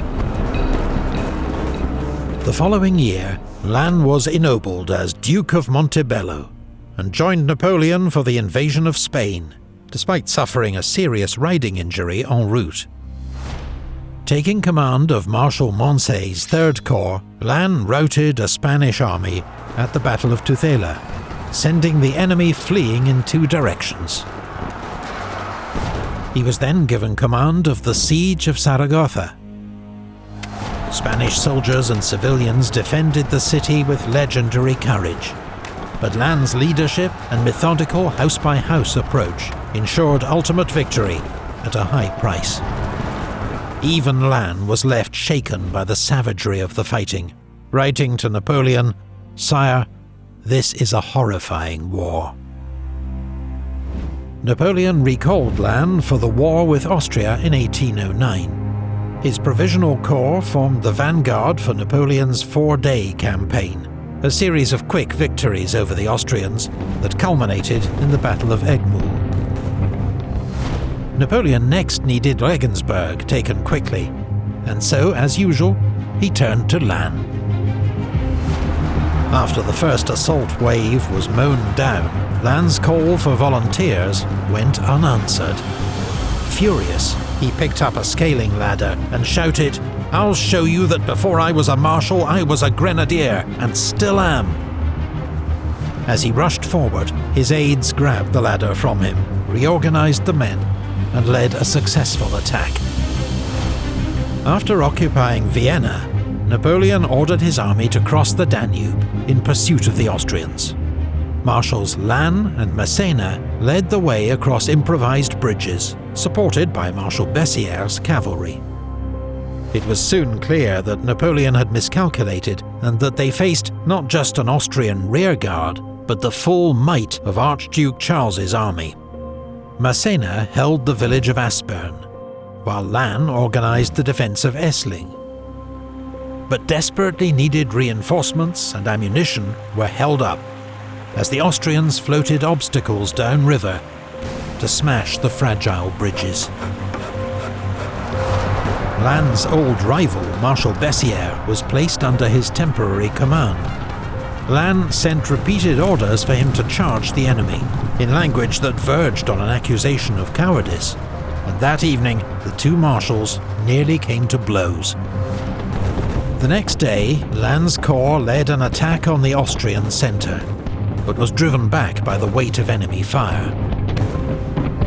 The French-held villages were under constant, pulverizing bombardment. Around 4 p.m, Lannes' old friend General Pouzet was hit by a cannonball and killed in front of him. Lannes, badly shaken, walked off to sit alone for a moment, when a cannonball skipped along the ground and smashed both his legs. Lannes was carried to the rear and placed in the care of the Grande Armée's most famous surgeon, Baron Larrey. Larrey quickly decided that he must amputate one leg. The operation went well, but the wound became infected, and Lannes died 9 days later. Napoleon, who had visited Lannes every day, wept at news of his death. What a loss for France, and for me. Then he wrote to Lannes' wife, "The Marshal has died this morning of the wounds he received on the field of honour. My pain equals yours. I lost the most distinguished general in my army and a companion in arms for 16 years, whom I considered my best friend." Marshal Lannes' death was a great blow to Napoleon and the army. He had proved himself an outstanding commander, as brave as Ney, with the military mind of Soult, the marshal who led Napoleon's vanguard in 4 of his greatest campaigns. His remarkable soldiering skills would be sorely missed by the Emperor in the challenging years that lay ahead. 1. Marshal Davout.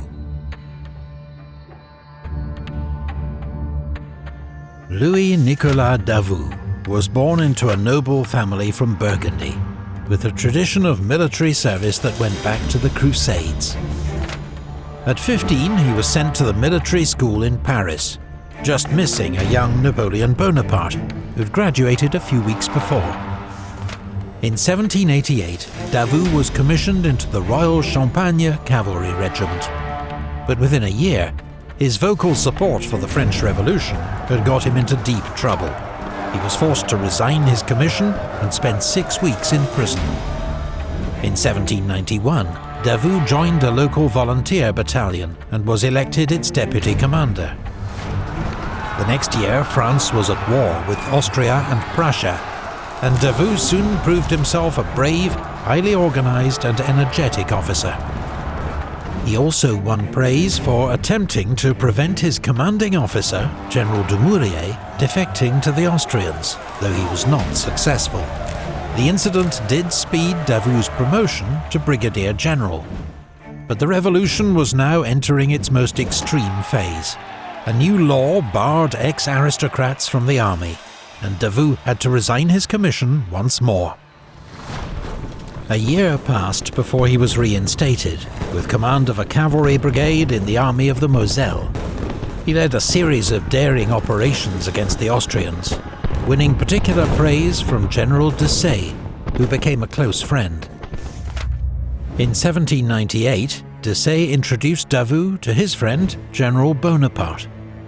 Napoleon was not at first impressed. Davout was aloof, untidy and awkward. Napoleon even described him as a damn brute. But he did trust Desaix's judgment, and gave Davout a command in his army bound for Egypt. It was a tough campaign for Davout, who caught dysentery in Cairo, but he further demonstrated his military skill, winning a series of skirmishes on Desaix's expedition into Upper Egypt, and later leading a successful assault on the town of Aboukir. Soon after their return to France, General Desaix was killed at the Battle of Marengo, robbing Davout of a close friend and patron. However, Napoleon had been won over by Davout's performance in Egypt. He now promoted him General of Division and appointed him Inspector General of Cavalry. Napoleon also encouraged Davout to marry Amy Leclerc, Pauline Bonaparte's sister-in-law, bringing Davout within the First Consul's extended family. It proved a loving marriage and a great source of strength to Davout in the years ahead. In 1803, Davout was given command of the camp of Bruges, where troops were preparing for the invasion of England. Here he established his reputation as an exceptional administrator and hard taskmaster, enforcing discipline and regular training, while paying attention to his soldiers' welfare and sacking officers who didn't meet his high standards. In 1804, Napoleon proclaimed a new French empire, and Davout, aged 34, became the youngest of its new marshals. His inclusion was a surprise to many, especially as he'd still not commanded anything larger than a brigade in battle. It's very likely that the deaths of Davout's patron, de Say, and brother-in-law, Leclerc, cleared a path for him. The next year, Davout's troops became 3rd Corps of the Grande Armée and marched east to take on the 3rd Coalition. On the eve of the Battle of Austerlitz, Davout force-marched his corps 70 miles in 2 days, arriving at dawn on Napoleon's right flank. His troops went straight into action, holding off a powerful coalition attack, buying time for Napoleon's decisive move against the enemy centre. It was a remarkable performance by 3rd Corps, soon eclipsed by an even greater feat of arms the next year in the war against Prussia. As Napoleon concentrated his forces at Jena to attack what he believed was the main Prussian army, he ordered Davout's 3rd Corps and Bernadotte's 1st Corps to cut off their retreat. But 10 miles north of Napoleon, near Auerstedt, Davout ran straight into the main Prussian army. With no sign of support from Marshal Bernadotte's 1st Corps, Davout's 26,000 men faced odds of more than 2 to 1. Davout's masterful handling of his troops enabled 3rd Corps to repel the Prussian onslaught. Then, his line stabilized, Davout went on the offensive and routed the enemy army. It was a stunning victory, won at a high price. 1 in 4 of Davout's men were either killed or wounded. When Napoleon heard the first report, he was incredulous. "Your marshal must have been seeing double," he told his aide-de-camp, making a joke of Davout's spectacle wearing. When the report was confirmed, he sent a message back to Davout. "Tell the marshal that he, his generals and his troops have gained everlasting claims on my gratitude." He later gave 3rd Corps the honour of being the first troops to enter Berlin. The next year, at Eylau, Davout's corps again played a pivotal role, trying to turn the Russian flank. When his men were driven back, Davout rallied them, shouting, "The cowards will die in Siberia, the brave will die on the field of honour." This time, 3rd Corps could not break through, but its tenacity helped persuade the Russians to retreat that night. Following the peace treaty of Tilsit, Davout became Governor-General of the new Duchy of Warsaw, where he oversaw the recruitment and training of Polish troops. In 1808, he was ennobled as Duke of Auerstedt. But for all his military prowess, Davout was not a popular figure. Notoriously tough, his troops respected rather than loved him, while several marshals were irritated by his air of superiority and blunt manner. In 1809, with war looming with Austria, Davout rejoined 3rd Corps at Regensburg. When Archduke Charles advanced into Bavaria, the army's temporary commander, Marshal Berthier, nearly left Davout to be cut off.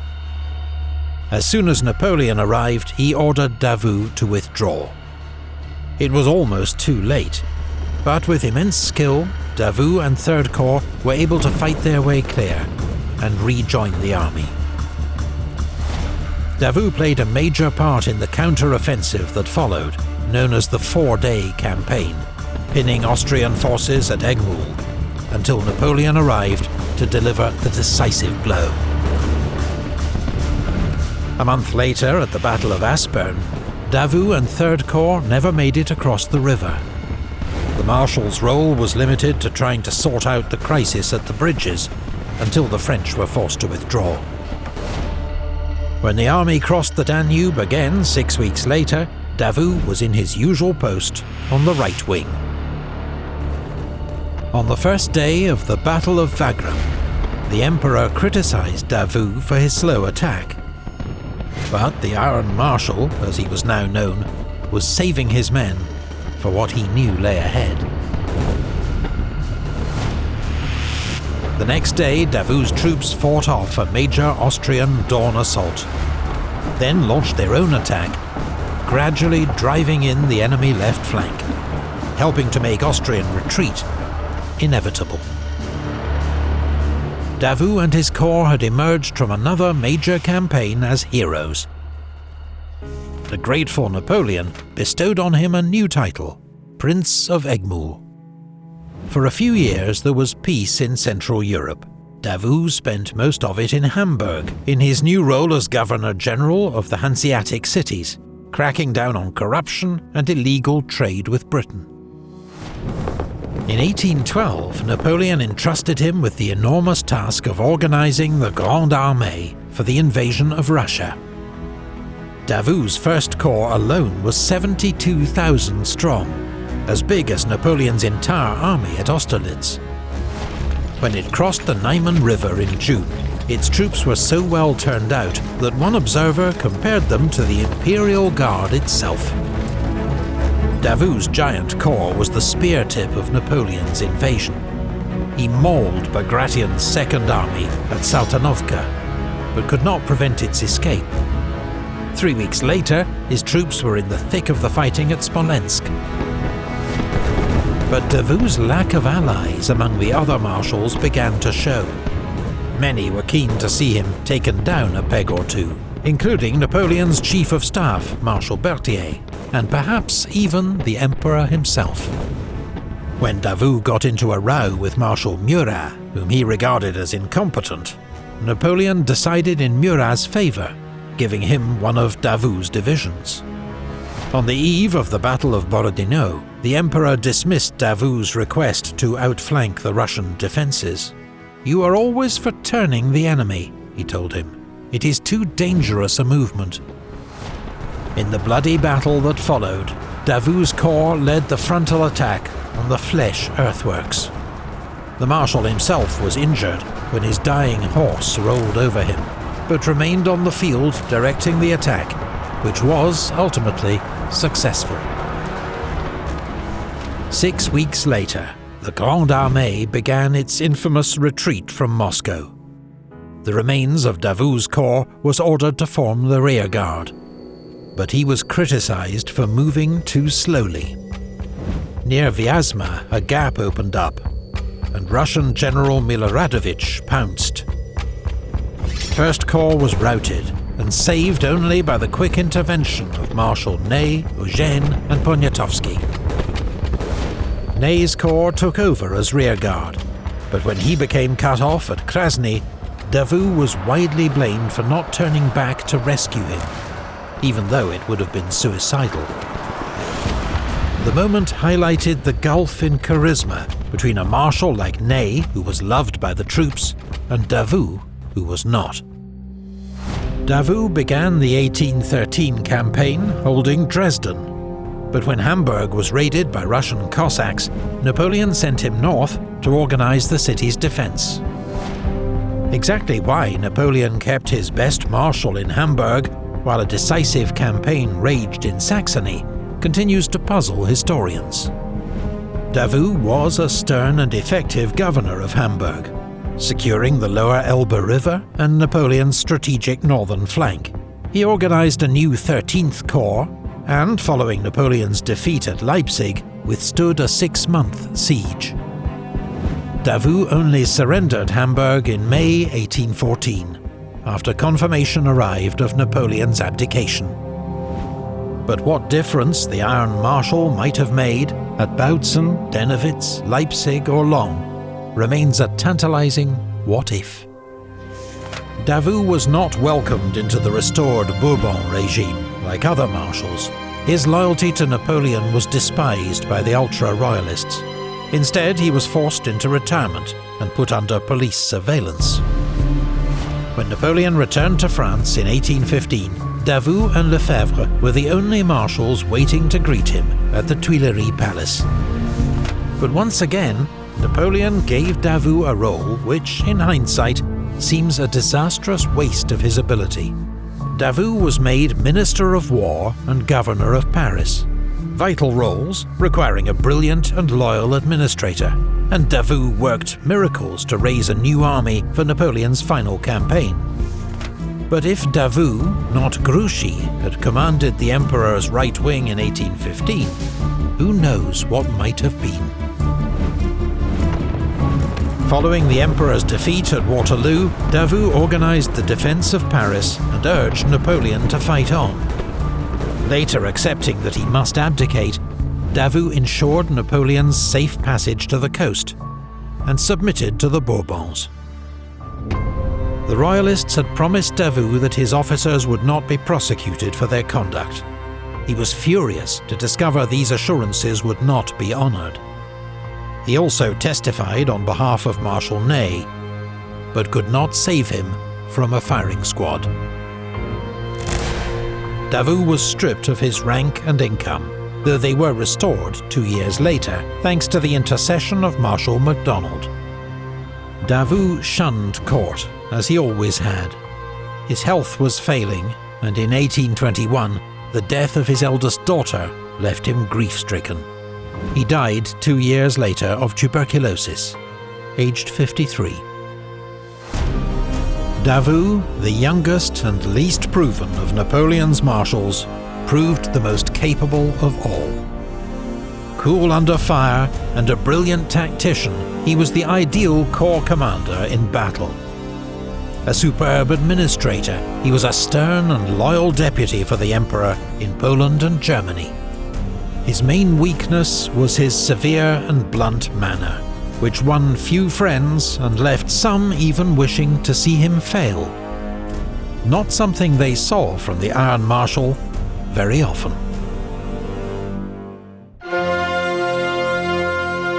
So concludes our ranking of Napoleon's marshals. 26 dramatic lives that reflect a tumultuous age. Products of a military meritocracy forged in the French Revolution. Skills honed by 2 decades of war. Their fates entwined in the rise and fall of empires. History may never see such an extraordinary, diverse and colourful collection of military commanders again. Thank you to all the Patreon supporters who've made this series possible. Visit our Patreon page to find out how you can support the channel, get ad-free early access, and help to choose future topics.